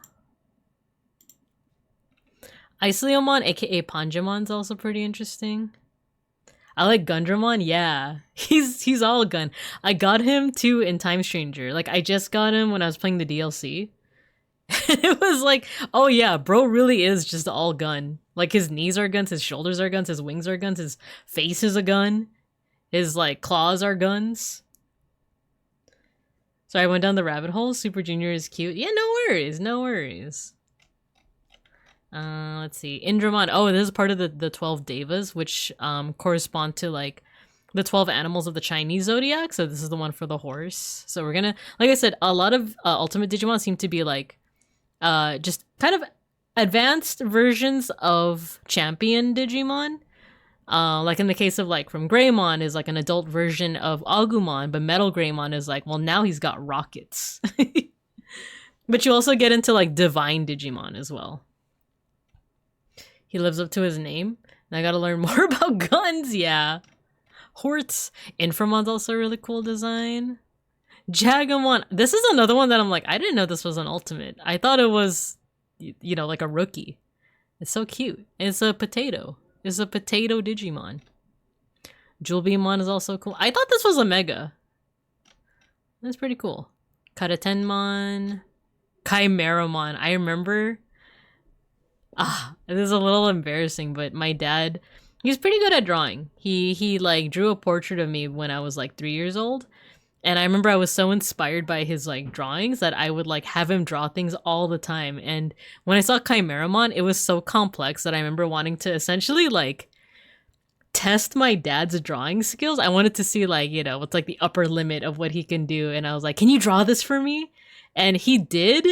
He did draw it, but in my head, I'm like, did he like... He probably was like, this freaking kid, dude. The potato is an old guy. Yeah, right? That's what I thought about, too. Did you say potato? But yeah, I had him draw Chimeramon. It was really good, too. It was really good. But I was also like, man, why did I do that? Why couldn't I just be happy with, like, him drawing, like, Gatomon or something simple, right? King Sukamon, Nightmon. Kumbiramon is another one of the Devas. This is the Mouse Deva. Kyukimon. This one's a sick design. I feel like, do we see this Digimon in like anything lately? Oh, is it really just World and DS? Dang. Oh, and that's also the end of that list. Neo Devamon. Oh, this one. I like that every time we end off on like a K-pop song, it goes to like a vaporwave song. All right. Binka exploiting her dad for free commissions canceled. I know. I have regrets. Neodevimon, Okuomon. Orochimon is also really cool. There's another example of like a divine Digimon. Pyldramon. Oh, you also start seeing some fusions in this level too. Pajiramon is another one of the Devas for the sheep. Pandamon, my favorite! I love Pandamon. Pandamon's just so cool. Parrotmon. Persiamon. Oh, Bastamon. I was like, what's it called? I didn't know it was called that. But yeah, it's Bastamon in the English version. Phantomon. Oh, Felismon. It's the one that just straight up looks like a devil. Pixiemon. Pumpkinmon. I forget that he's also an ultimate. Chirinmon. Actually, Chirinmon has an interesting design. Rapidmon. Rise Greymon is also really sick. But I also kind of want to do Metal Greymon. Because he's a little bit more rotund. Which, speaking of which, I feel like we didn't see Metal Greymon, but oh, we're already at the end of that page. Sandiramon is another one of the Devas for the snake. Scorpiomon. He looks more like an animal Charis. Oh, wait.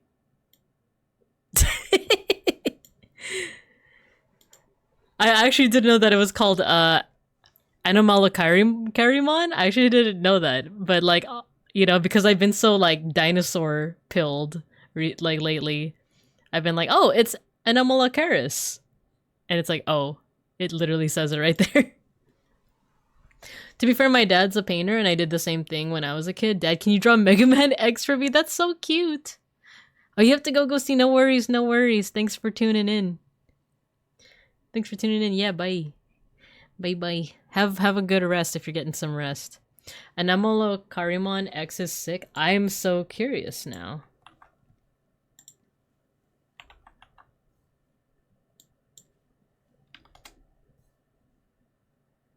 Wait, no way. That's freaking sick. That's so cool. That is so cool. It's Rainbow. A computer virus infected the databanks of a lab where investigations on ancient life forms are performed. That's an amazing lore. That is incredible. I kind of want to save that one. Okay, let's see what we have here. We need Metal Greymon. We need a ref for Metal Greymon. Let's see. Metal Greymon. Looks tasty, right? I need another. Oh, you know what? His like default image is kind of whatever. Here, we'll use this reference.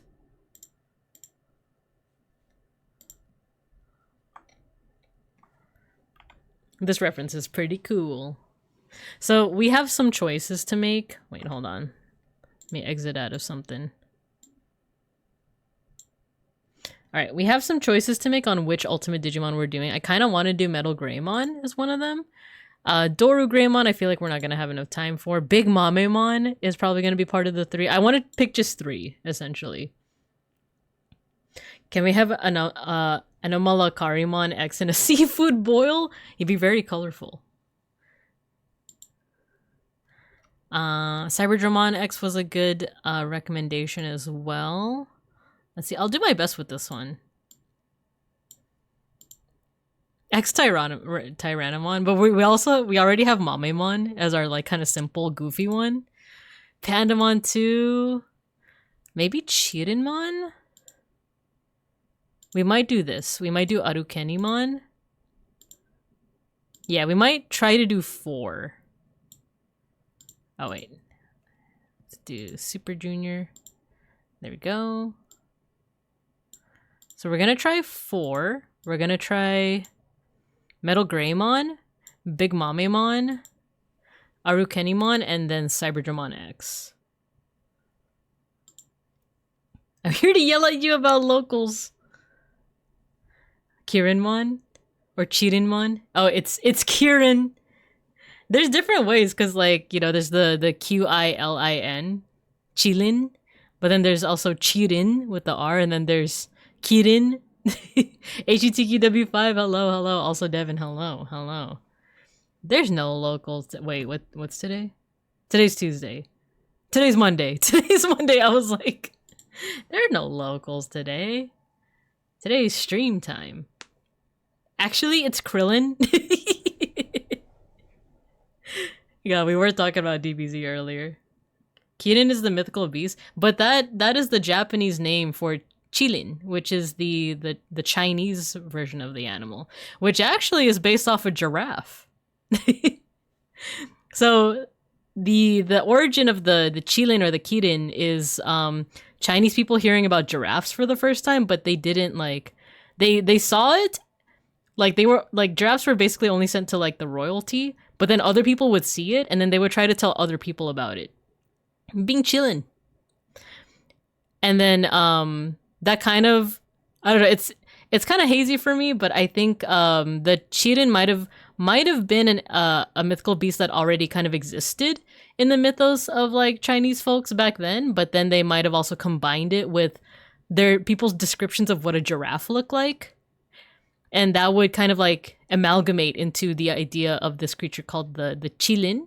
So Qilin, Qilin. And then that the idea of that beast would also travel to like Korea, Japan, and they would adopt it into their own mythos as well. And then in I just love sulfuric acid.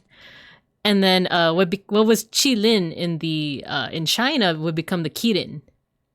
Kirin in Japan. So they're essentially the same creature. But you know, Kirin has a little bit more of like a Japanese take on it. And then that would eventually become a beer. Or rather, like the animal of the Kirin would eventually be like a mascot for the Kirin beer, right? I'm a giraffe. Yeah, it's my favorite vine. I'm a giraffe. Much like how unicorn horns are actually narwhal horns. Yeah, exactly. And then speaking of giraffes, there's a creature called the questing beast, which is essentially like a serpent that has the body of like it has like the long neck of a serpent. It has spots. It has the horns of an antelope, and it has the body of a horse or some kind of equine creature. Hold on. I love talking about this, the questing beast.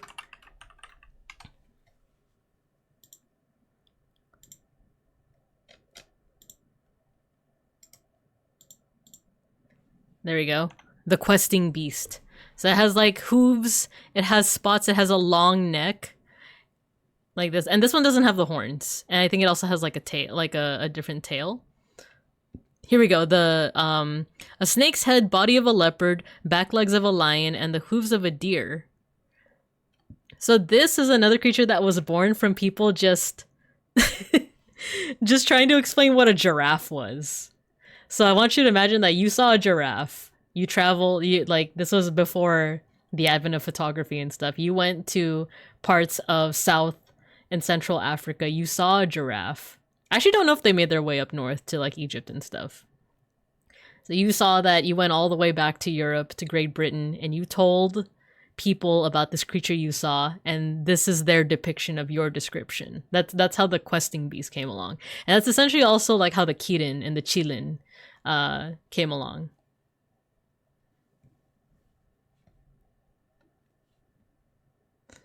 Oh my god, this one, the butterfly, but make it Latino. Let's play some more. What were we listening to? We were listening to Naruto. There you go.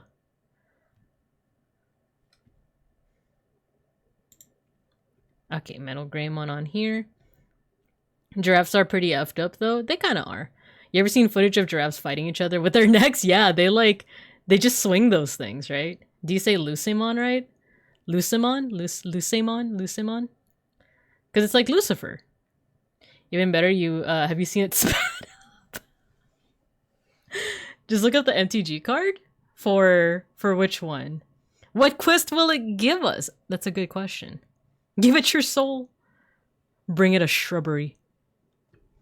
Okay, so this is what we're gonna draw. We're gonna draw Metal Greymon, Big Mamemon, Arukenimon, Cyberdramon. Not the questing beast, unfortunately, not this time. Lucci. Oh, interesting. So you're going with like the Italian. You're going with like the Italian / like Latin pronunciation, right? Well, a good way to also see the pronunciation, or at least the Japanese, because like a lot of Digimon names go through a change when it gets to the English version, but sometimes one way that you can do it is with the katakana. So if we look up Lucemon. Oh, look at that. Devin's right. Lucemon. Because this is Ru, Che, Mon. And then let's go to Kirinmon. This one is Chirinmon. This is Chi, Rin, Mon. And Genjo Kaneda. Canada! Questing Beast is an MMTG card, that's how I know about him. Oh, cool. Let's look it up. MTG Questing Beast. Oh, that's kind of sick. It's almost like a Sir Cerberus type. That's pretty cool. Very cool. Kanata. One shrubbery. I will have one art, please. All right, let's make ourselves a Metal Greymon, shall we? This is the reference we're gonna be using, and in my heart, I will be thinking of whoever voices Metal Greymon, just his delivery. Metal Greymon. Because like when he voices Greymon, it's like Greymon, Nova Blast. But when he does Metal Greymon, it suddenly becomes kind of like slow and stilted. Greymon digivolve to Metal Greymon. Ah. Oh my god, does anyone know off the top of their head Metal Greymon's attack? The chest launchers?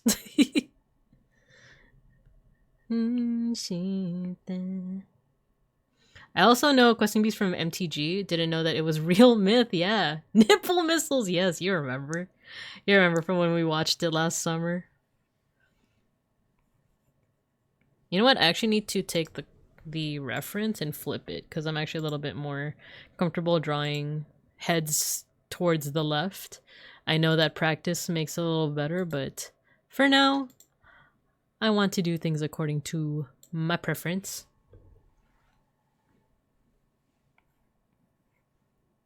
He actually has like a big head now that I look at it.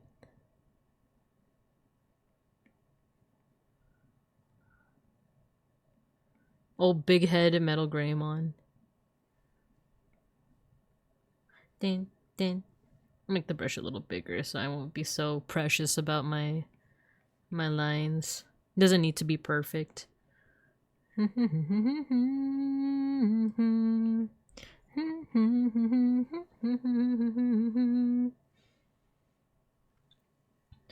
of Eldraine is based off Arthurian legend. Ah, that explains it.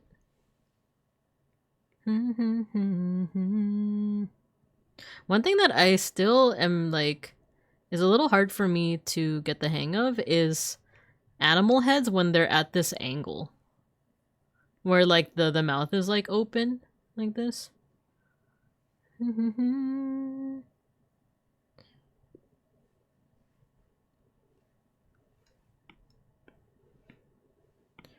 And then let's do the body. The neck kind of like cranes down a little bit.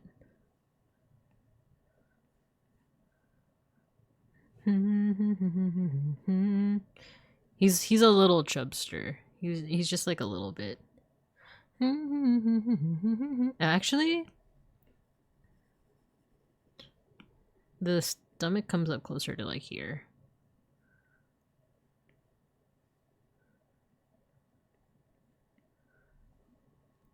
Top surgery goals, right? There's a shocking amount of Digimon with nipple missiles.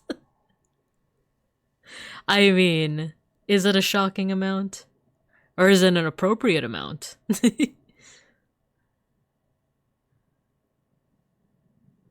Oh, he does have like chest like anatomy, you know, like the collarbones here. And then you do have the nipple missiles. That is like a very exact shape.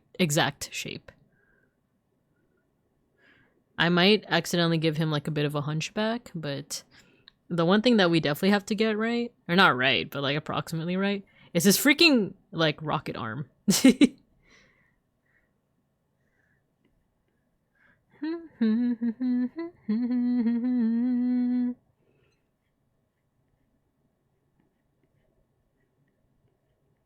Actually, how are those claws shaped? And they come down like this?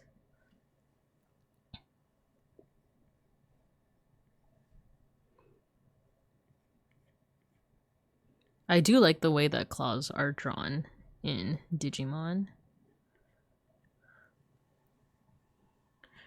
I remember having to ask my art teacher in high school how to make a wolf's lips look pursed, not a furry thing. I wonder if that's one of those things that art teachers are just used to. Like they like don't bat too much of an eye at it. But then again, you also have those like art teachers that don't approve of like anime. And even though I know the reasoning for it, the reasoning is basically like, you know, you want to learn kind of like proper quote unquote like proper anatomy before you even learn how to like stylize it in the form of anime, because anime typically has like big eyes and like other such stylized proportions. Like for example, in like One Piece, the limbs are usually very like gangly, you know. But at the same time, I do feel like sometimes it's like a matter of like younger teachers might be more okay with anime because they might have seen anime that like is more likely to be proportional. So I wonder if like the newer teachers are like, this person's like, this student is like a budding furry, you know?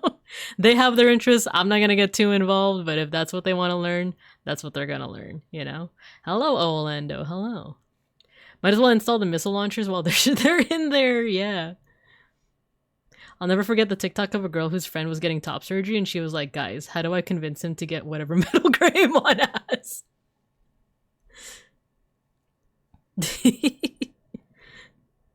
Give it human lips. Oh god, that's terrifying. The leg does cross over. It's a muscular leg too.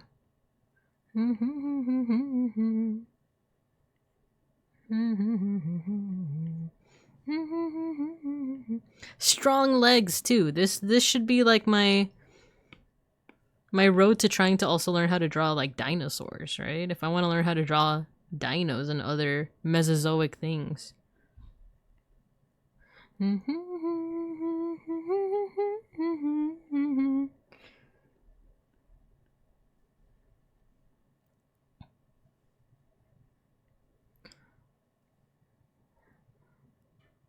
Oh, you know what? His body actually extends a little bit wider. Because I was trying to figure out, like, where's the rest of his leg going? And the leg kind of points front.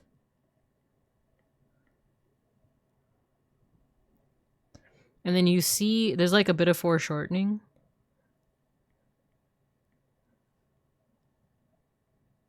Because the leg is actually quite frontal.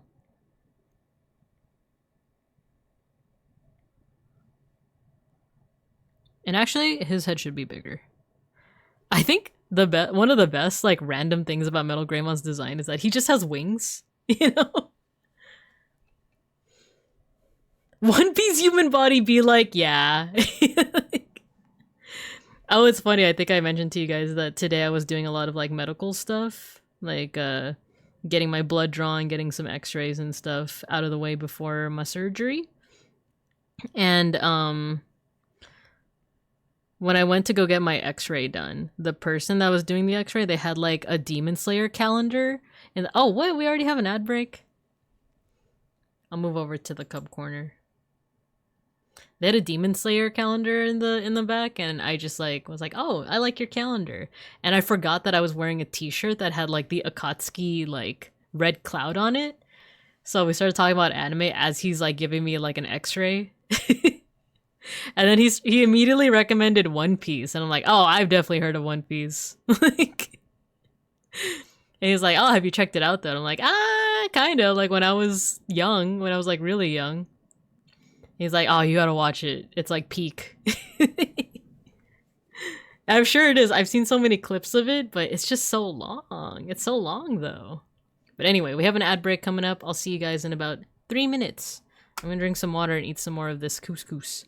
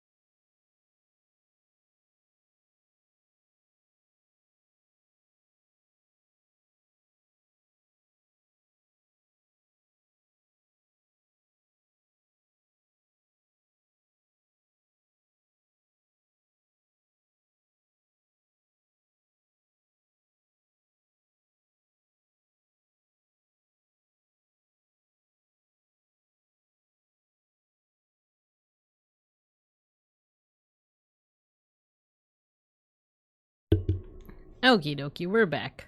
Hope you guys had a good ad break. Love those emotes, AGTQW5.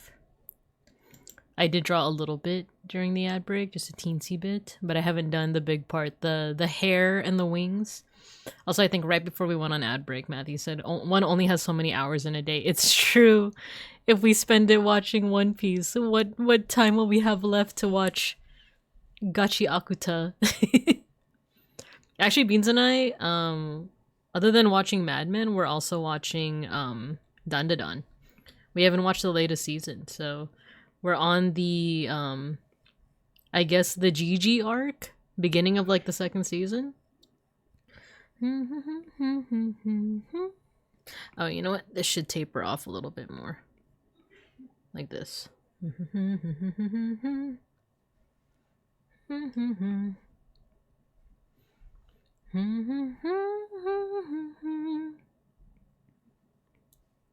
Alright, so there's gonna be a lot of technical details in this one, so bear with me. I think one of the coolest things though about Metal Greymon's design is like his eye.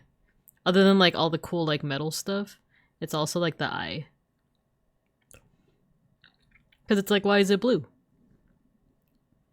I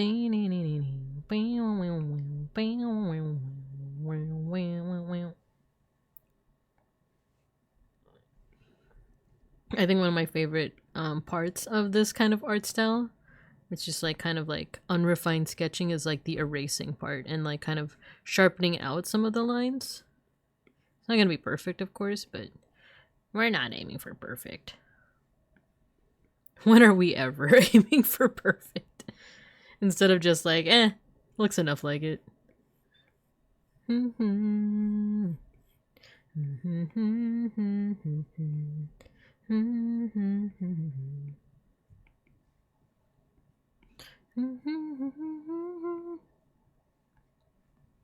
Okay, we need the upper lip with the teeth. Make the eraser a little bit smaller. Because right now it looks weird without his little teeth.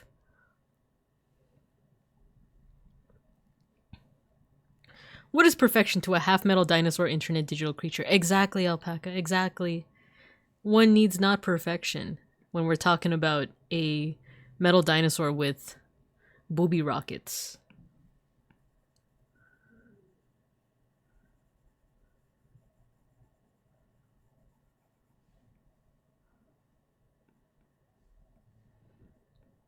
Oh yeah, because it's almost the end of the year. It's the 29th, you guys. It's gonna be the 30th tomorrow.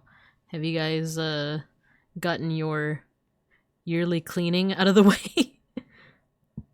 Beans is kind of going hard on like cleaning before the end of the year. I'm actually saving mine for the 2nd because tomorrow I have plans. I'm actually going on a little adventure, a solo adventure tomorrow. I'm not gonna say where, of course, but I'm going to some old stomping grounds. I'm going to some places where I grew up.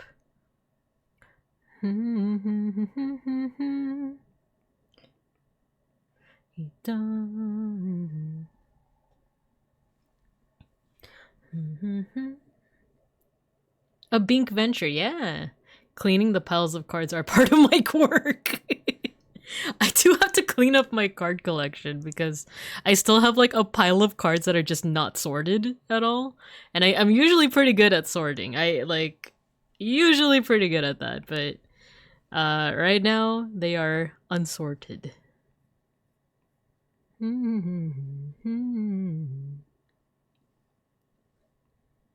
I made the jaw a little too short, but that's fine. Gotta have the rocket launchers and whatnot here. A lot of these Naruto openings, at first I was like, oh man, this isn't like the old opening that I already got used to. This is like a new opening. And then when you, like magic, when you get used to it, you end up enjoying it. Isn't that crazy? Even when I've been using some random commons as free cardstock for crafts, I still have a ton of chaff. Well, I actually do have like a lot of cards that, cause like with Digimon, I have like, I was just keeping like all of the cards on the off chance that like I might build a deck like this. I might build that deck. And then after a while I was like, I'm probably not gonna build a David deck. Like, let's be real. So I started just storing the ones like that I'm like realistically might make a deck for, and the rest I keep in like a separate box. But the thing is I don't know what to do with that separate box. So it's just kind of there. I can't even say collecting dust because it's like in its own little like plastic bin, essentially. Though the idea of using it for crafts also sounds pretty cool.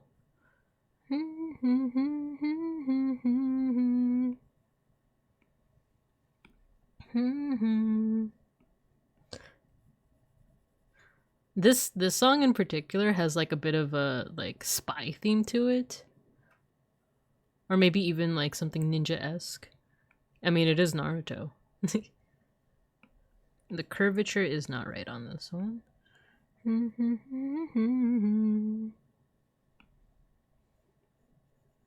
It's like a mix of spy with like ninja, right?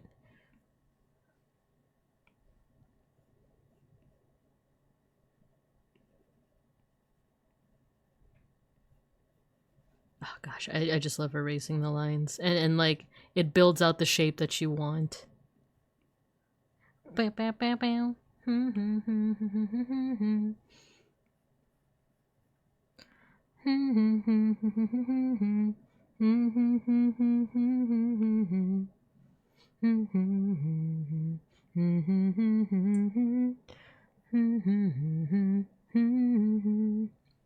know what? A metal Greymon, like, plastic model is probably really nice to assemble. I think I have a metal Greymon. Oh, that's something that I should stream in the new year, huh? Like a kit build, right? I have a couple of Gunpla, but more so the Digimon stuff. Though also that might take a while. I know that the like more advanced kits could take multiple hours. So it's also a matter of like, oh, even if I build it on stream, it might either be a long stream or broken up into multiple streams. But I do have like a Metal Greymon, and I'm pretty sure I have a Machine Dramon. I've gotten them as presents for either my birthday or Christmas. Or purchases from like, you know, trips. Like when Beans and I went to Japan. This past year and the year before. I still want to travel next year.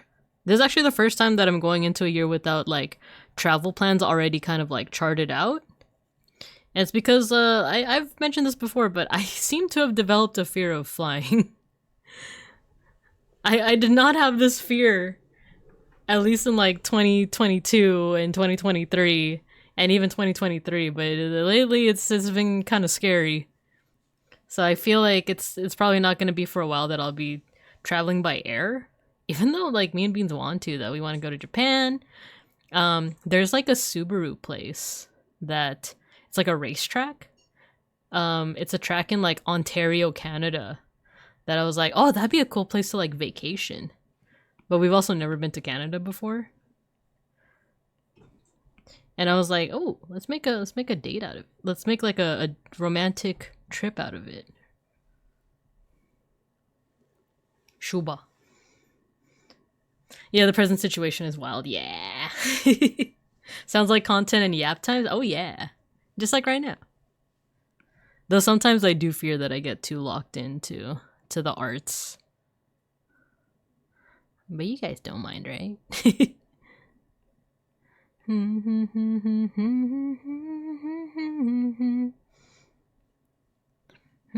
Okay, so Metal Greymon has big old dino toes. What a strange phrase. Like, I was trying to be cutesy of like, oh, look at big old toes, but it's also because during a family party, I was with Beans' brother, and we're talking about like, yeah, I like Quentin Tarantino's movies, but it's not even like the author's thinly veiled kink or fetish. It's not even thinly veiled.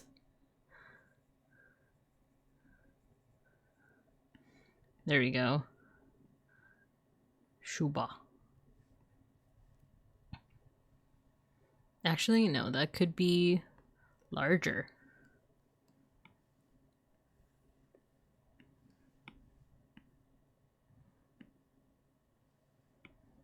On the curvature of the foot isn't quite right, but I do like this process though of like, one way to just not be like overly precious about your line work or like whether or not a singular part of the whole looks off is to just like give yourself a time limit of like, all right, if I'm still focusing on this within like the next minute, I'm just gonna skip to something else. And if it looks weird, it looks weird. What we're talking about? Tarantino's blatant feet fetish? Yeah. Like, it's one of those things where it's like, yeah, like I said, it's not really thinly veiled at a certain point. If it's to the point where it's like kind of distracting, where it's like, oh, he's doing that thing again.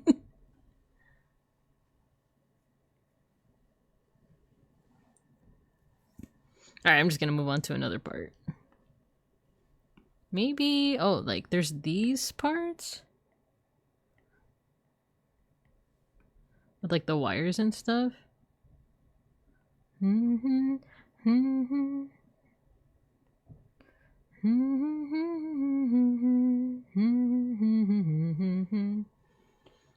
was about to say there's a veil? There is no veil. It simply exists.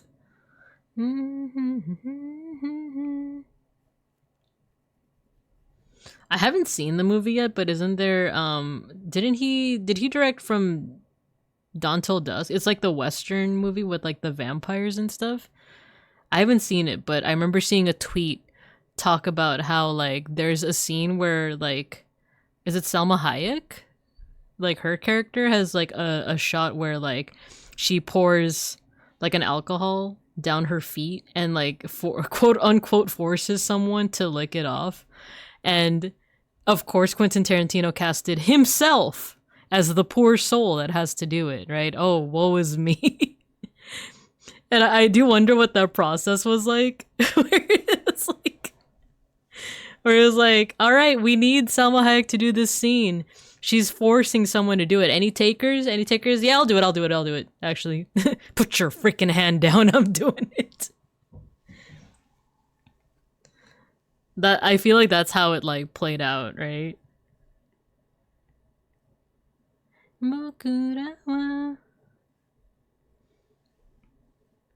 Yeah, that was kind of also my reaction, Alpaca. It's like, why bother even taking volunteers at that point? And you gotta wonder what Salma Hayek's reaction was too. Where she's like, oh, no one has to do that. Oh, okay, I guess we have to do it. Loved her as Frida Kahlo, though. No, nani more, nani more.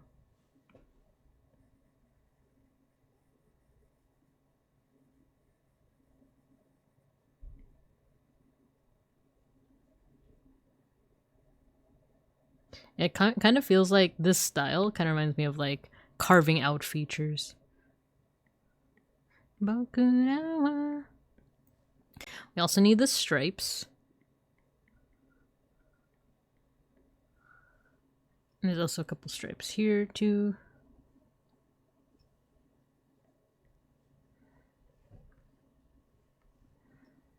And then I can refine this one as well, but also add some stripes. When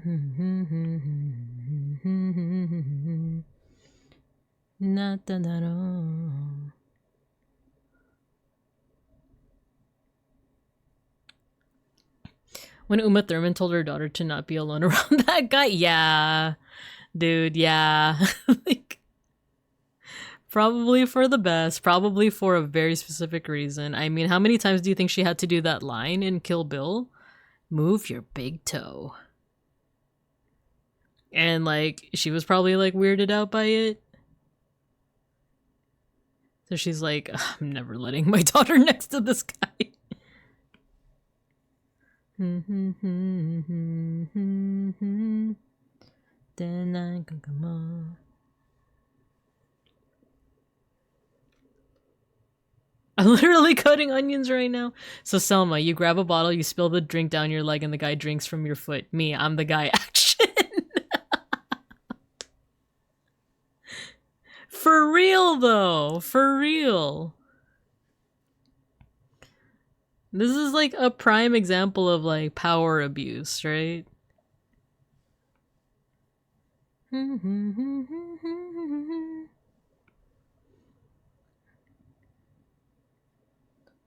does that tell? Like, oh, they're kind of like intersecting with each other. Hirari to wateru.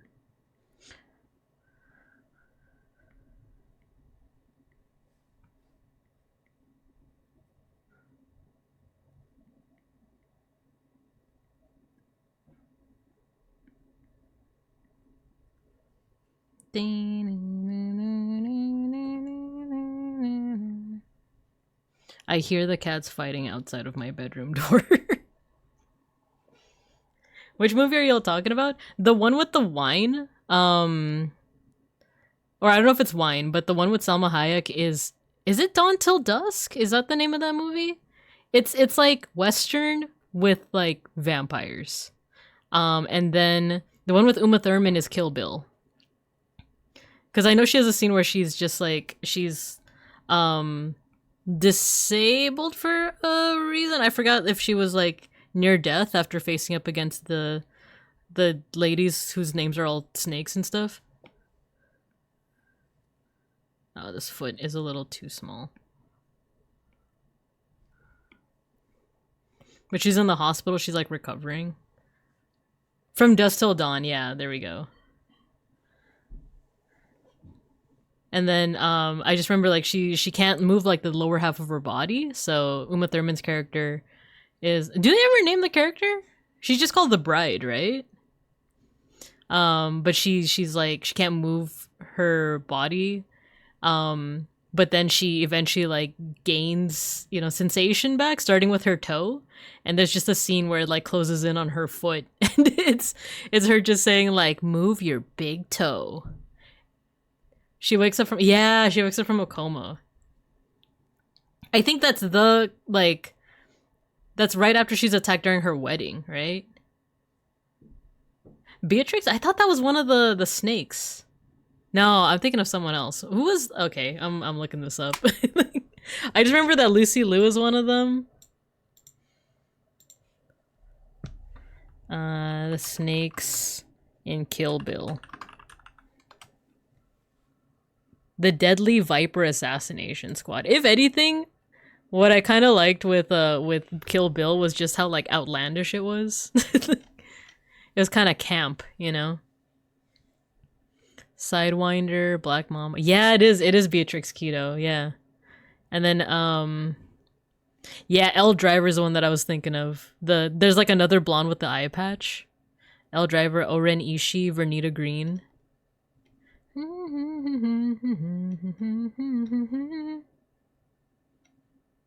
then Bill himself. Wish I had an emote to properly express my revulsion. I should upload that one emote that we use on the server. The Binka gets trolled. Binka gets binked. I should just make more MS Paint art in general.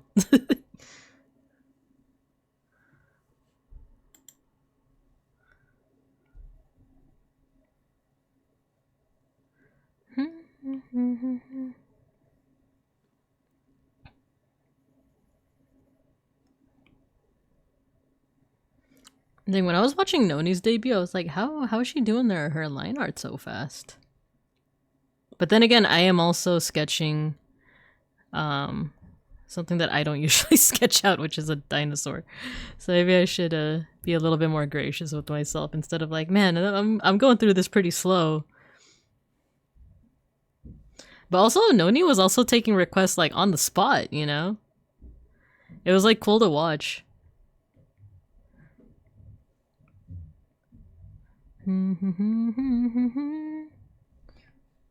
She drew so much.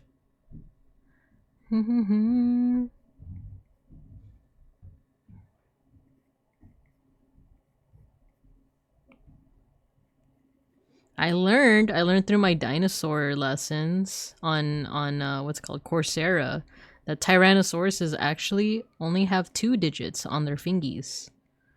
Meaning Greymon is not a Tyrannosaur type. Mayhaps he was inspired by it. But he has 3 digits.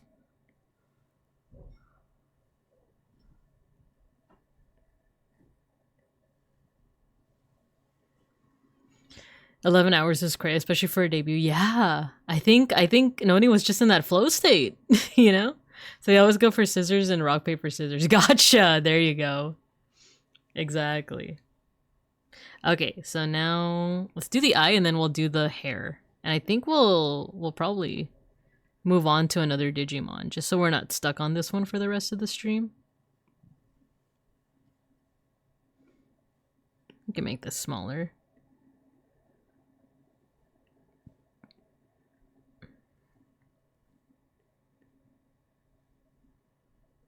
Oh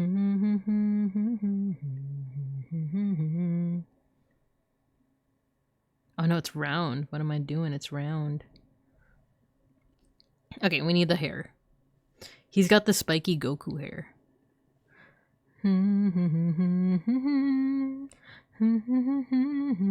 There's some hair that falls like on his shoulders, but then there's some that is just like spiky.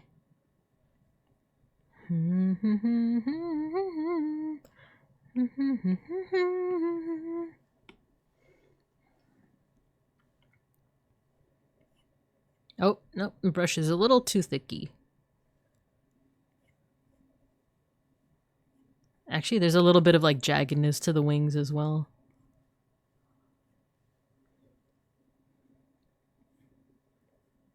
I don't even know how to, like, how would you describe Metal Greymon's wings? They're kind of like insect wings in a way, but with like a little bit more like, they also have like a little bit of a feathery like aspect to them.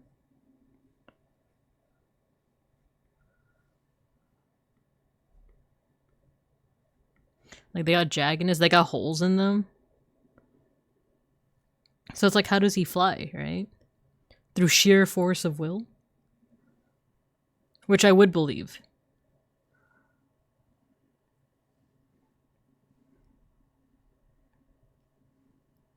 I feel like there's a couple more details that I want to get in there.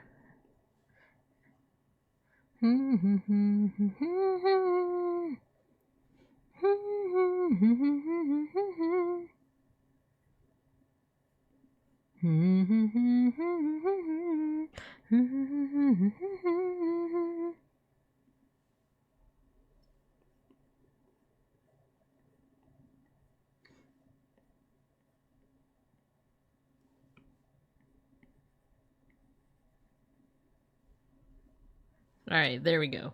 We got ourselves a Metal Greymon. That took quite a while. Speed comes with practice, I say into my own mirror after 10,000 hours of practice. Bald! He is bald. Did you guys see Noni draw? I know I keep mentioning Noni's debut, but the way she drew Eros was so funny. She drew Eros bald. The power of code and Edge. Exactly. Microsoft Edge. Alright, so we got our Metal Greymon. Next one? Let's see if we could just do it in like less than 5 minutes. Because it's Big Mamemon. The holes are just a texture, they aren't in his model. Oh. Kind of like, I don't know if this is confirmed or just someone's theory, but there was a thread on Reddit or another hell site where they're asking what is under Angelomon and Angemon's helmets, or any Angel Digimon, or any Digimon that like has part of their face hidden. They're asking like, oh, what does it look like under there? And like, you know, a lot of artists have drawn their own rendition of like, oh, it's just a guy, or it's just a woman, right? And in fact, when Gatomon digivolves, you can see like her eye, like underneath before the helmet comes on, right? But I saw someone on Reddit or another site talk about how like basically under their helmet would just be untextured, because that's like the helmet is part of their design / data. So technically there is like nothing under the helmet. Unless it's almost like a Schrodinger's cat situation where like if it were to get damaged to the point where like the helmet like comes off, then maybe the textures would arrange themselves into something like a human face. But for the most part. It's kind of like how a Digimon is actually programmed into like a video game like Digimon World 1. Like that's just part of their texture. So if you were to try and like look under Angemon or Angewomon's helmet, it would just be that like green matrix looking like skeleton, like not skeleton, like those like dash lines essentially. Yeah, exactly, Shopi, like a transparent PNG background texture. Exactly. And I think that's pretty cool, right? Because yeah, like Digimon are data. So it only makes sense. All right, let's see if we could do this guy in like... Should we do like a 2-minute timer or something? Oh no, Siri, wait. What are you doing? I said 2-minute timer and it freaking activated. What about Gabumon when he takes his fur off? That's an interesting one.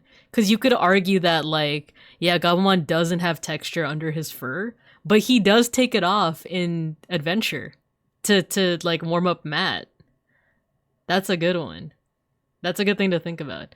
Yeah, the face texture only loads in when the mask is removed. Yeah. So maybe it's that case where like there is no texture underneath Gabumon's fur unless he chooses to take it off, in which case his model like adjusts to show his like his lizardy skin, you know? The orb arrives, Gartic phone challenge, go! Okay, let me see if I could just do it on my phone. Hey Siri, set a 2-minute timer. Oh, it did it on my iPad too. Okay, I'm locking in. Oh no, it's smaller. Oh god, half of the minute's just gonna be me trying to get the circle.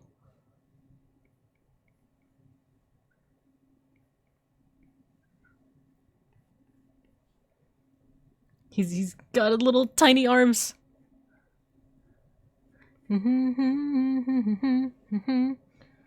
Little shoes.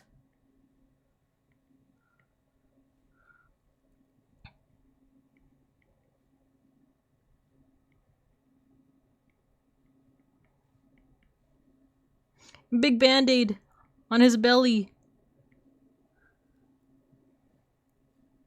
His eyes are like mine. Oh my god. This is so bad. It's charming. I shouldn't say it's bad. I shouldn't. No negative self-talk. It's just funny looking. How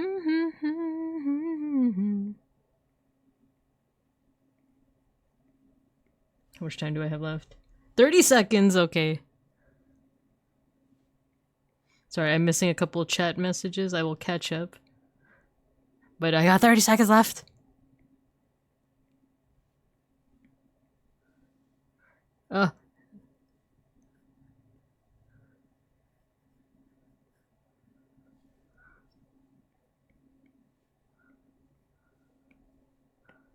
Erase, erase. Damn it, bigger eraser. Oh, that's the timer. There we go. 2-minute Big Mamemon. We can also sharpen it up if we want. Not too bad, not too bad. I do feel like some of the time was just like trying to get like a good circle.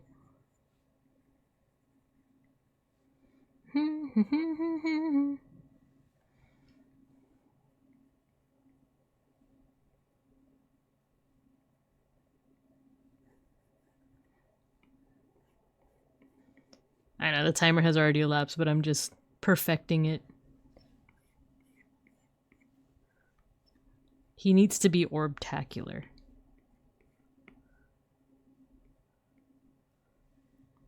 There we go. Get a load of this guy. He also got a bit of shine too.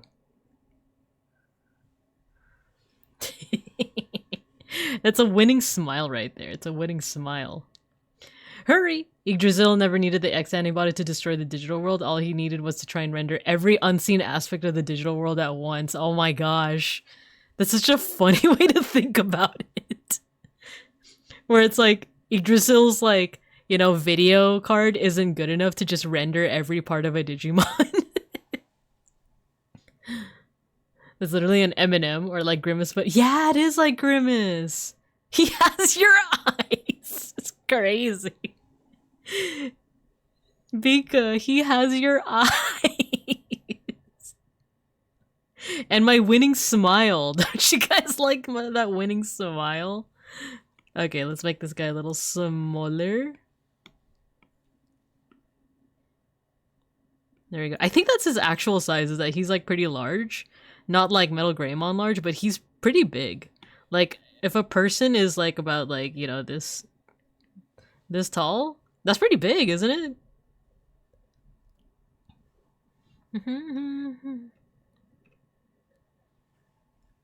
There you go. Turn it on, upside down. Oh yeah, our next one is Arukenimon. Arukenimon. I feel like I kind of like that idea of like drawing under a time limit. That way I'm not so like, you know, I keep saying it, but like precious about my lines and getting stuck on like any one thing. So maybe we'll do the same thing with Arukenimon, but we'll make it like 5 minutes just to get like the general shape, and then we'll like refine certain parts of it. I do like her design, especially, have you guys seen her human forms, her multiple human forms? Kind of great. Okay, let's do this. Let me get my phone again. Hey Siri, set a timer for 5 minutes. 5 minutes? Oh gosh, you don't have to say anything out loud, Siri. Okay, 5 minutes. Go. Big ol' belly. Her, like, legs. Her legs kind of, like, taper off, and then there's some overlap as well. I'm just gonna make it very loose and general for now. Turn it upside down.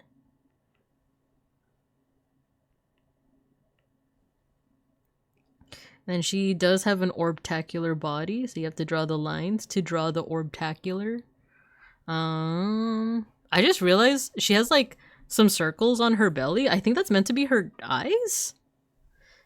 Cause yeah, spiders have like, arachnids have multiple eyes.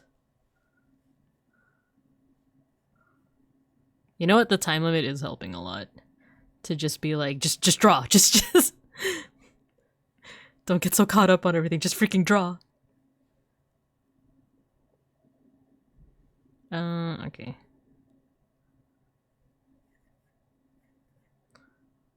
Oh, she got the T-Rex, or okay, not T-Rex arms, but like the posture of it.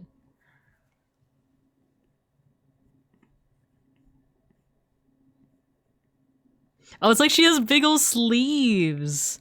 I never realized it before, but like her gigantic arms are like, she has like big old sleeves.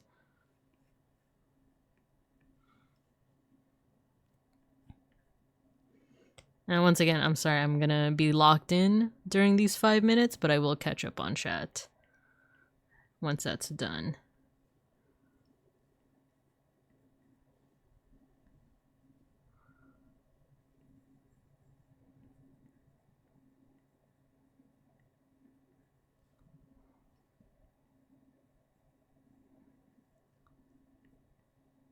I like the shape of her like horns as well.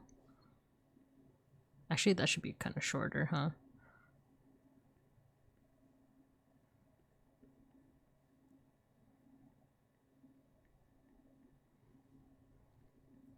Her hair?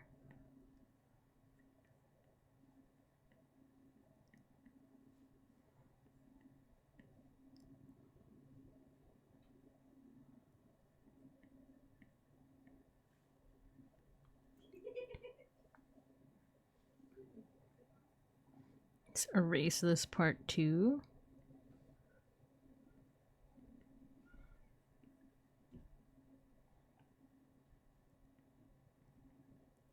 Does the hair? Yeah, the hair does like kind of overlap. Her horns. Or would that be like considered her like pincers? How much time do I have left? 1 minute already? That went by so quickly. Bring.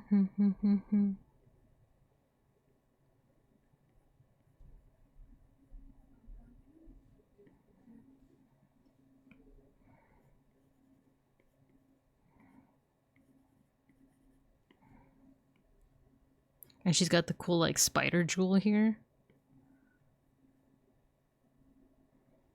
Oh, and the band-aids too.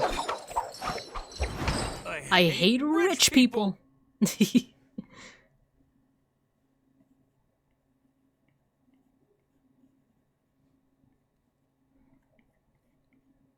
I thought I'd have more time to like adjust her legs and stuff, but we only have so much time.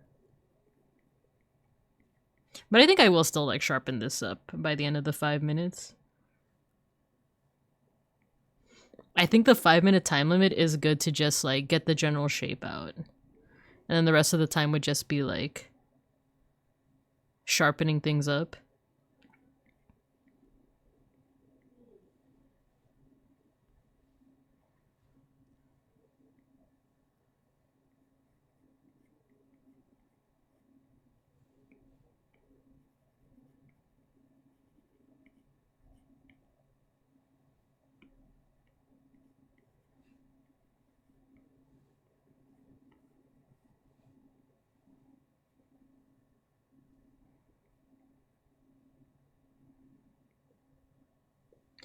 That's the timer. Okay. Okay. Let's catch up on chat, and then I'm gonna keep on sharpening up Arukenimon over here. 100 Digimon in 100 minutes challenge? No way. Unless they're all like fresh or in training Digimon. The autism arms. Her special interest is eating human brains. It's true. It's true. Have you ever tried any of the special flavored spam before you went pescatarian? I did. I'm just having trouble trying to remember which ones. But luckily, there is vegan spam. It's still oily. It's still very oily, and I'm very sure that it's made out of like... It's still very processed, you know? But I have a few in my pantry right now. It's good as a treat, but even beans, sometimes he's like, it's a little too heavy. I'm EP, so I'll be off now. Best of luck with the art, Binka. Thanks for stopping by, Alpaca. I appreciate you. I appreciate you. I think after we sharpen up Arukenimon, we just have one more Digimon, and then I think we're calling it for the night. Because I will still be seeing you guys tomorrow. I'll be back because I hear Schnackery at the door. You guys were right. He is returning. The cat returns. BRB.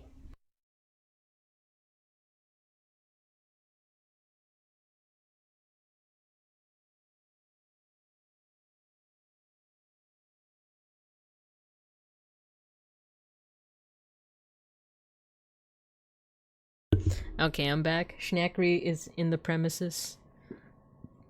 And dang it, he means business. Oh, you know what? Looking at the reference, the legs could stand to be bigger. She is a spider after all.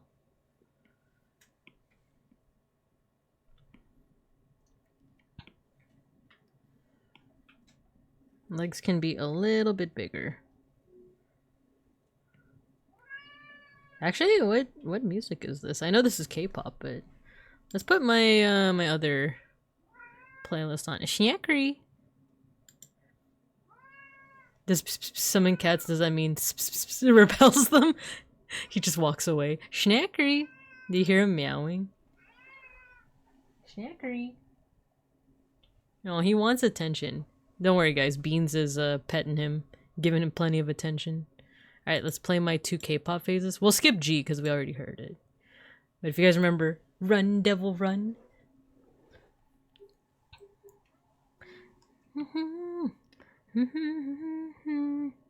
Now I think I need to do the legs individually.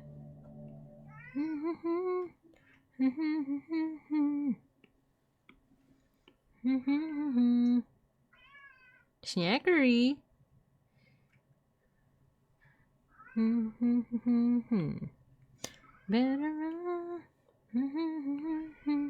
He's so noisy. You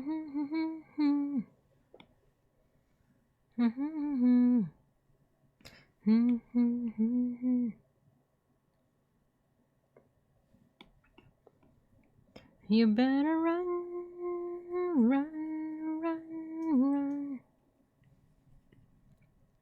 You better run.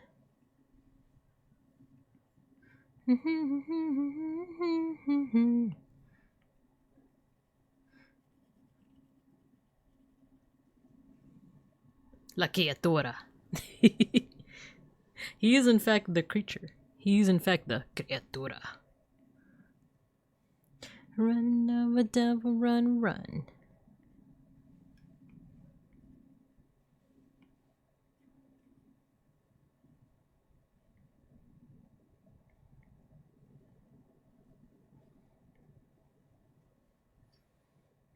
Dang, the more I like draw some of these Digimon, the more I'm like, these designs are goated. Like the bandages around Arukenimon's like arms. It's such a cool touch. You better run. Run, run. And then the segmentation of her legs too. Because her legs like do have like segments to them.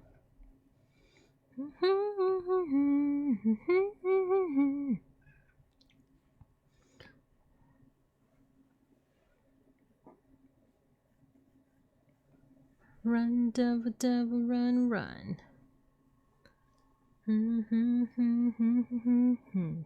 Run, devil, devil, run, run.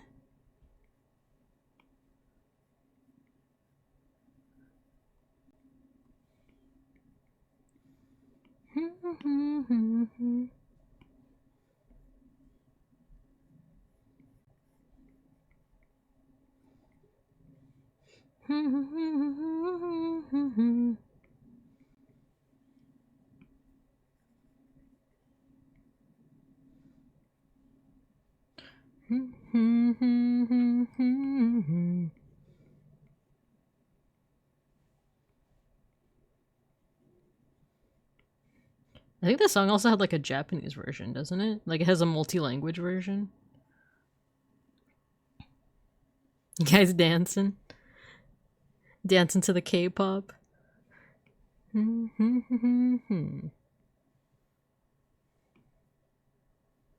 Oh my god, Tiara.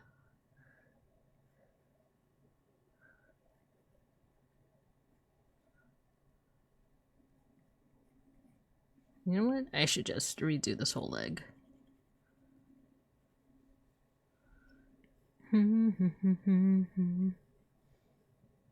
Ooh. Ooh.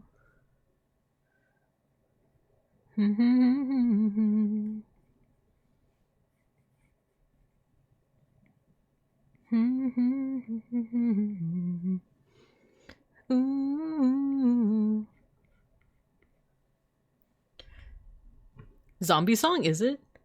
You know what? I think it is because this does have like a spooky like tone to it. I think the music video did have zombies. Because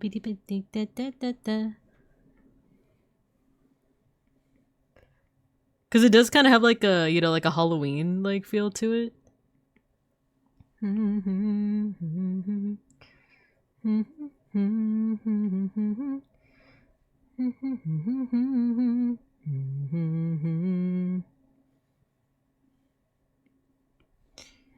Like vaguely thriller-ish too.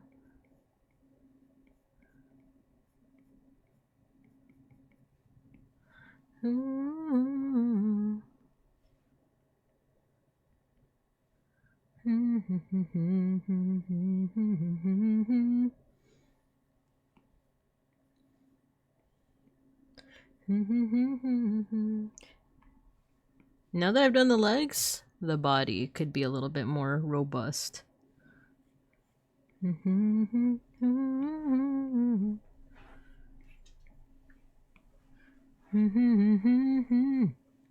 Lovey-dovey-dovey,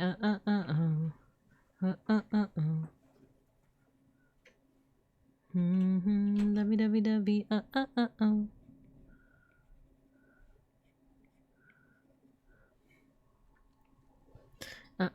Oh.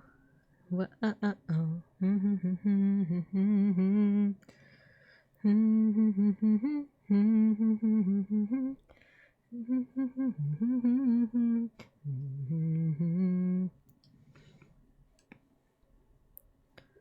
Okay, what time is it? We're almost at 9:30. We're almost at the 3-hour mark.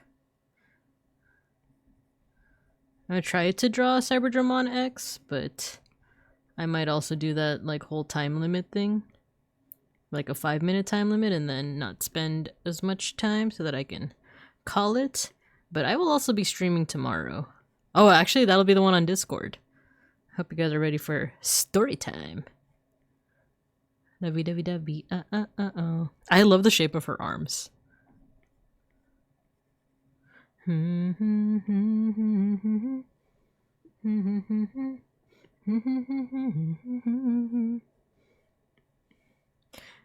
Yeah, Arukanimon is just like really satisfying to draw.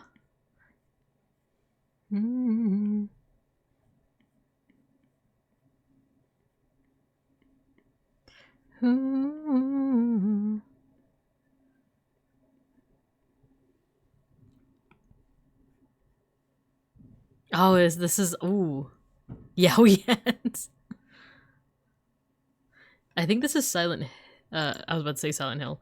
No, it's still Tiara. I can't read Hangul though, so I don't know the name of the song, but I remember liking it. Sunny Hill, not Silent Hill. Silent Hill.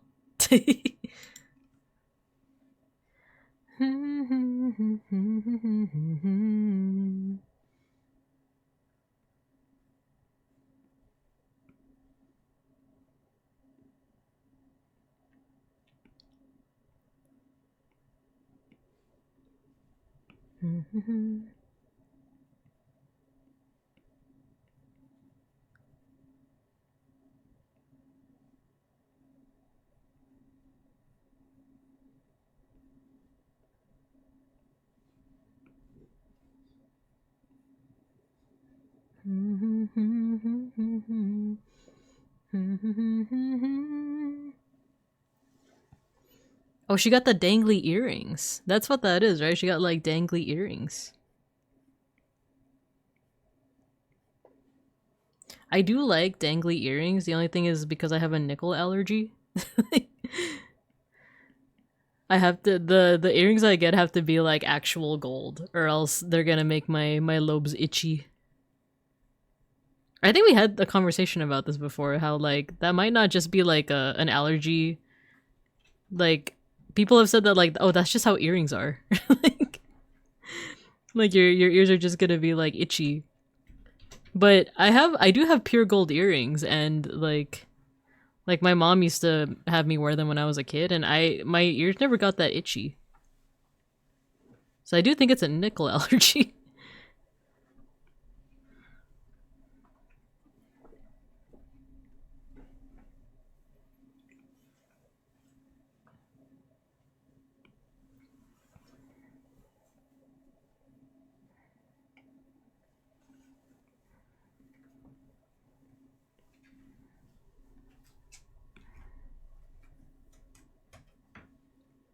If you had a nickel for every time that happened, I'd be rich. Because I've actually like bought a lot of different like earrings before. Because growing up, I would just wear whatever jewelry my mom like put on me, right?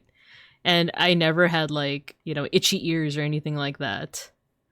And then the moment I started dressing myself, like, you'd be itchy.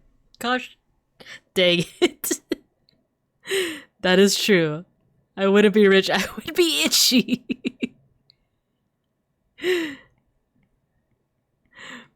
Yeah, I would just wear whatever jewelry my mom like told me to wear, and then like the moment I started dressing myself, that's when I got the itchy.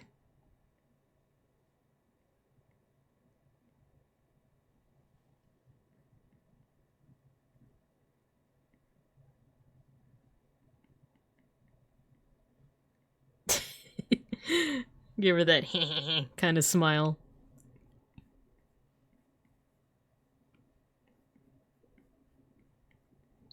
Aw, this song. We 21. There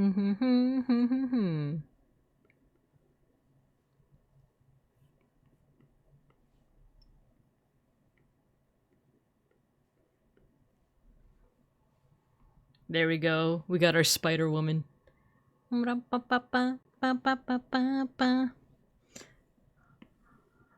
where does she fit in with the other ultimates? Freaking Bot is killing me. Da da da. Actually, we'll put our Kinemon up here. And then we'll put Big Mamemon down here.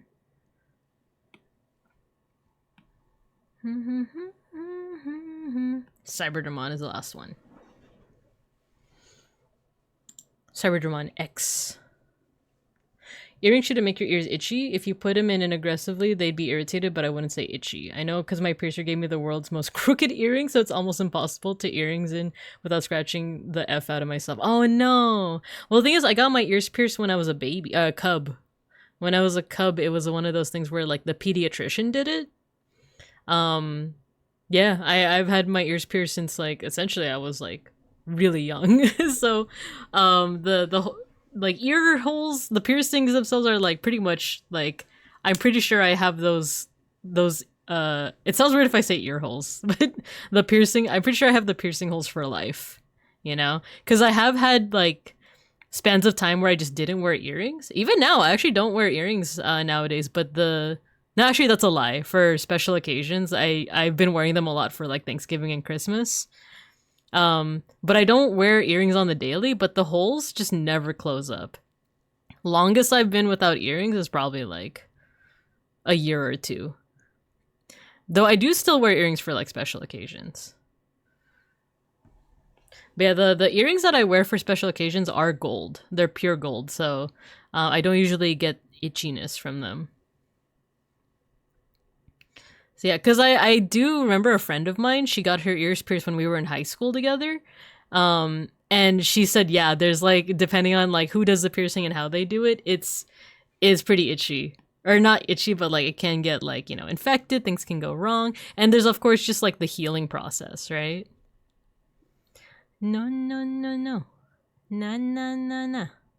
Okay, I'm gonna see if I can get like the general shape of Cyberdramon X before the next ad break. So we'll do that really quick. Let's do a 3-minute time. Oh, now it's like a 2-minute timer. Okay.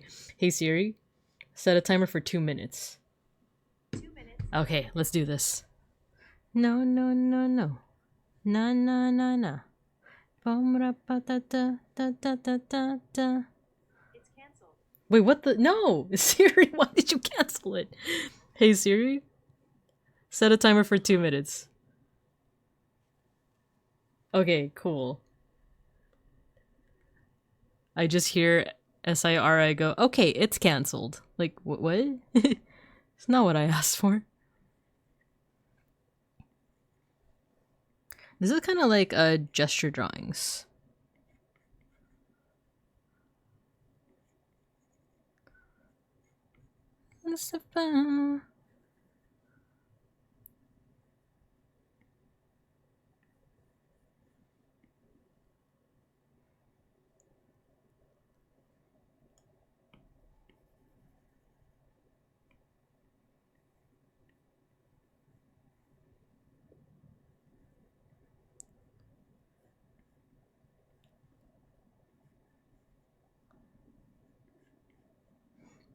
Which I will also say I'm not great at gesture drawings either. They're fun to do though, like once you get the hang of them, they're fun to do, but they're not always easy. Oh my god, wait, this part of its arm looks like a bone.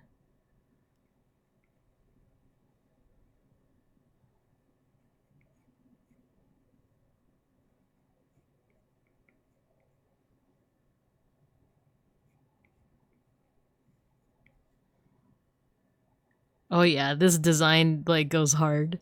Now that I'm like drawing it really does give you like an appreciation for like a design.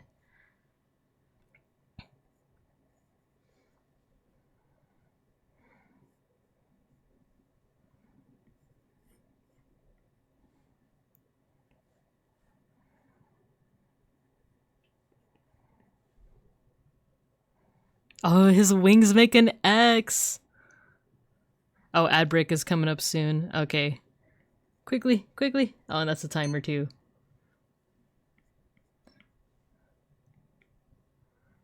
Okay. Ad break is coming up soon, so I'm gonna put you guys in recess. And I'll see you guys in— actually, let me read this first. Do you remember CN's Blue I'm a Loner? Was funny because people who didn't know Korean had went to rehab? No, I'll listen to it. We'll listen to it after the break. Or listen to it right now. But we're actually gonna call it soon. Once I'm done with Cyberdramon, I think we're gonna call it from there. And if it's okay with y'all, we might skip the mosh pit. But yeah, I'll see you guys in 3 minutes.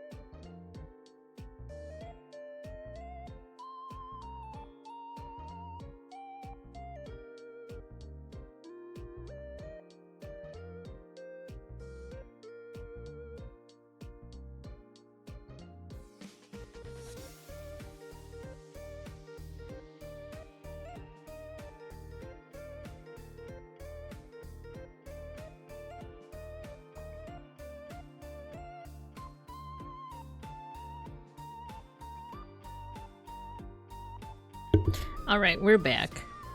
We're back and Schnackery freaking debated me. Like, I thought he's next to the door and I was like, okay, he wants to leave. I open the door and he just sits there.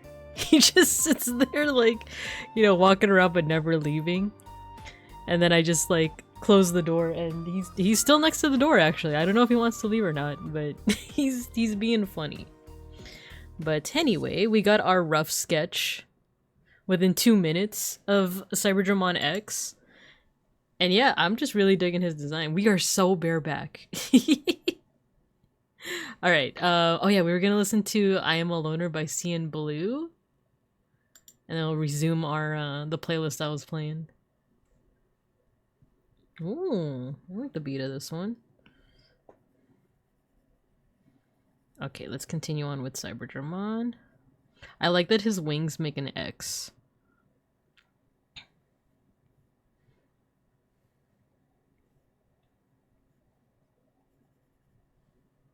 Harpsichord Enjoyer, hello, hello, hello. You got your sticker. I like that it also follows the pattern of Cyberdramon just never having a face.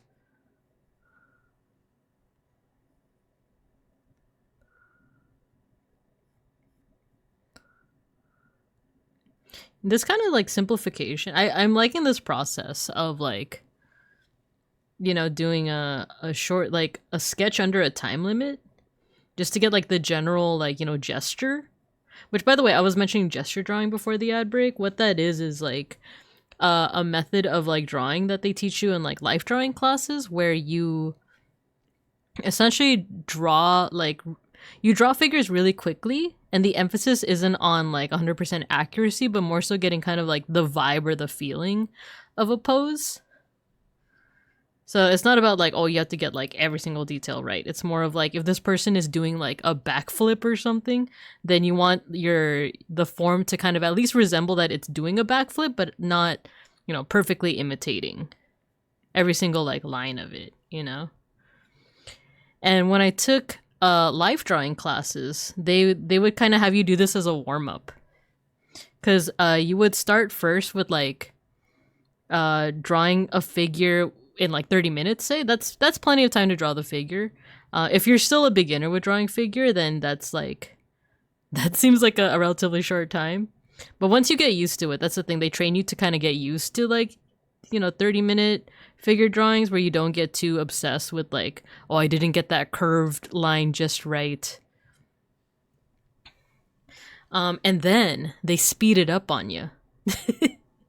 They speed it up. It's like, okay, now you have 15 minutes. It's like, oh, that's half the time that we usually get.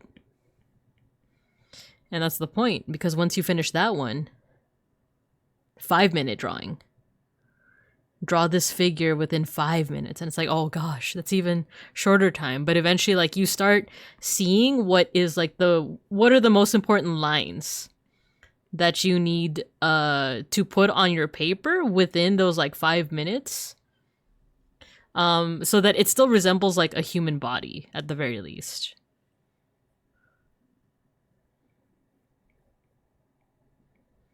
Like essentially you start like minimizing, but you start focusing on like what is the most essential thing that you need to make it look like what it's supposed to look like.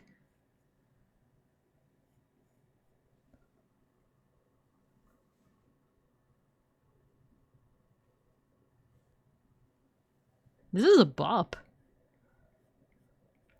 Oh yeah, and that's not the end of the story either, because eventually you get to 1-minute drawings. And the thing is, like, the model is usually trained to like change poses that fast too. And sometimes once you get like really into it, you don't even get like a timer, like the sound of a timer going like ding ding ding ding ding. You just get the model changing poses.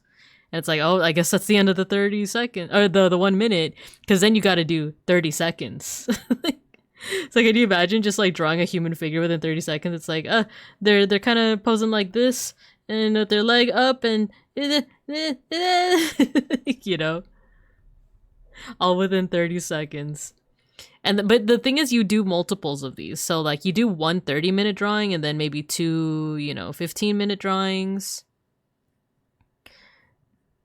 And then eventually you're doing like 10 30-second drawings. So eventually it gets kind of built into your muscle memory a little bit as well.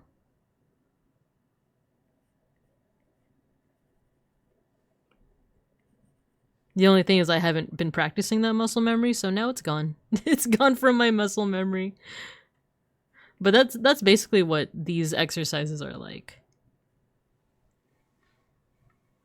If I was a nude model, I'd simply lay down and take a nap. Yeah, I always wonder, like, you know, surely it's not just like anyone can be a nude model. I know that people sometimes... Oh, hey, Schnackery. I've seen in movies people being like, oh, I should just like be a nude model because like all you gotta do is be naked and people draw you. But no, there is some like technique to it of like you have to be able to hold a pose for 30 minutes. Schnackery, he looks like he's about to jump on the table.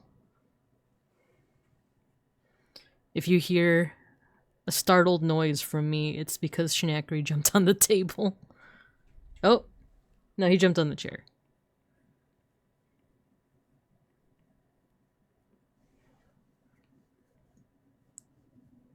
But yeah, you have to, as a nude model for these classes, you have to be able to hold a pose, as well as be able to change poses on the fly. Like, you can't just be doing the same pose over and over because the students need, like, a wealthy variety of different poses. So yeah, there is like, certain techniques to keep in mind.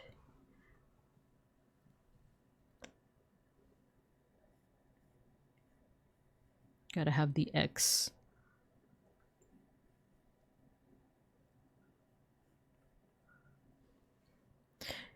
Here it's Cyan Blue telling him to jump, jump, jump. Yeah, there you go.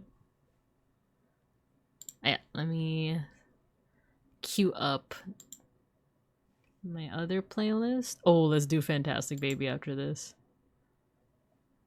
Had to queue.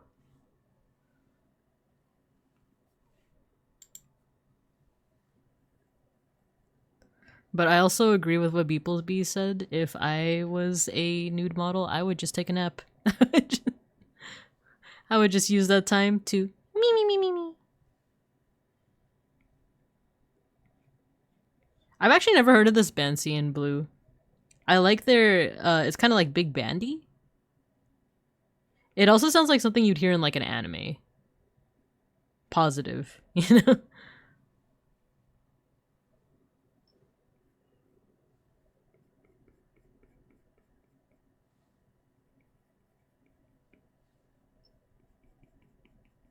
The wings making an X is just such a cool design decision.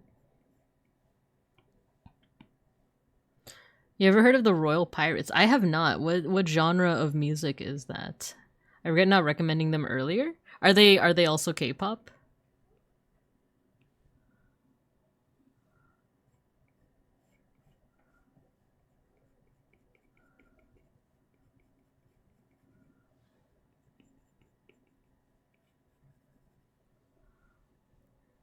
There we go. All right, I think that's it for Cyberdramon X. I can't quite put like the shine and stuff because we're not incorporating color into this, but this was fun. And it did kind of like encourage me to go a little bit out of my comfort zone. So thank you for that recommendation and that request, beeplebees. Yes, but their first song is very different from their other stuff. Ah, okay. Let me take a look. We won't be able to listen now because I am going to call it pretty soon. But I will have them on the queue as I do my post-stream stuff. Let's see how I can place Cyberdramon X.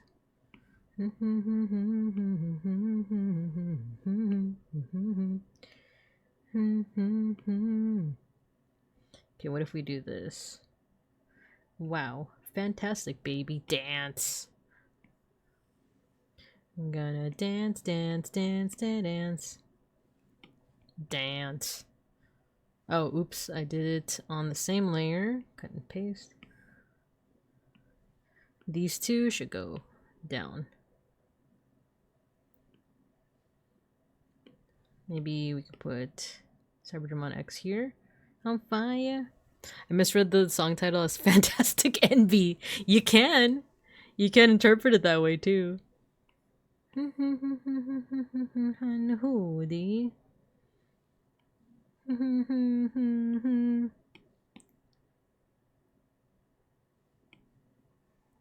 We'll make Arukenimon a little bit smaller. Actually, both these two.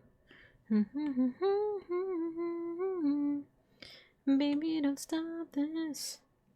Alright, we got our ultimate level Digimon here, and they don't look too bad. This bring me back, I totally forgot it existed. Yeah, right? Fantastic baby dance. Ooh, I wanna dance, dance, dance, dance. Dance. I wanna dance, dance, dance, dance. Boom shakalaka. Boom shakalaka. Boom shakalaka. Dance, dance, dance. Actually, we can make Cyberdramon X a little bit bigger now. There we go. Okay, combine all these into one layer. There we go. We got all our ultimate level Digimon. Gotta get your crayon. Big Momemon is the sun and everyone else is just tiny planets in comparison. For real. Alright guys, we're gonna go ahead and call it here. If it's okay with y'all, I'm a bit tired, so we're gonna skip the mosh pit for tonight, but we will mosh tomorrow. Oh no, we're gonna be on Discord, so we won't mosh. We'll mosh in the new year. Dub Beetle, hello, hello. You're just in time for the end. The end of the stream. But thank you, Dub Beetle. Thank you for dropping by. We're gonna go ahead and raid into... Who do we want to raid into today? We got quite a few people. Almontas, Aros.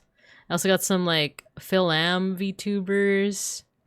We got some Bear VTubers. We got Genie Art. We got Matara Ashton. T-Pain. Thanks for the stream.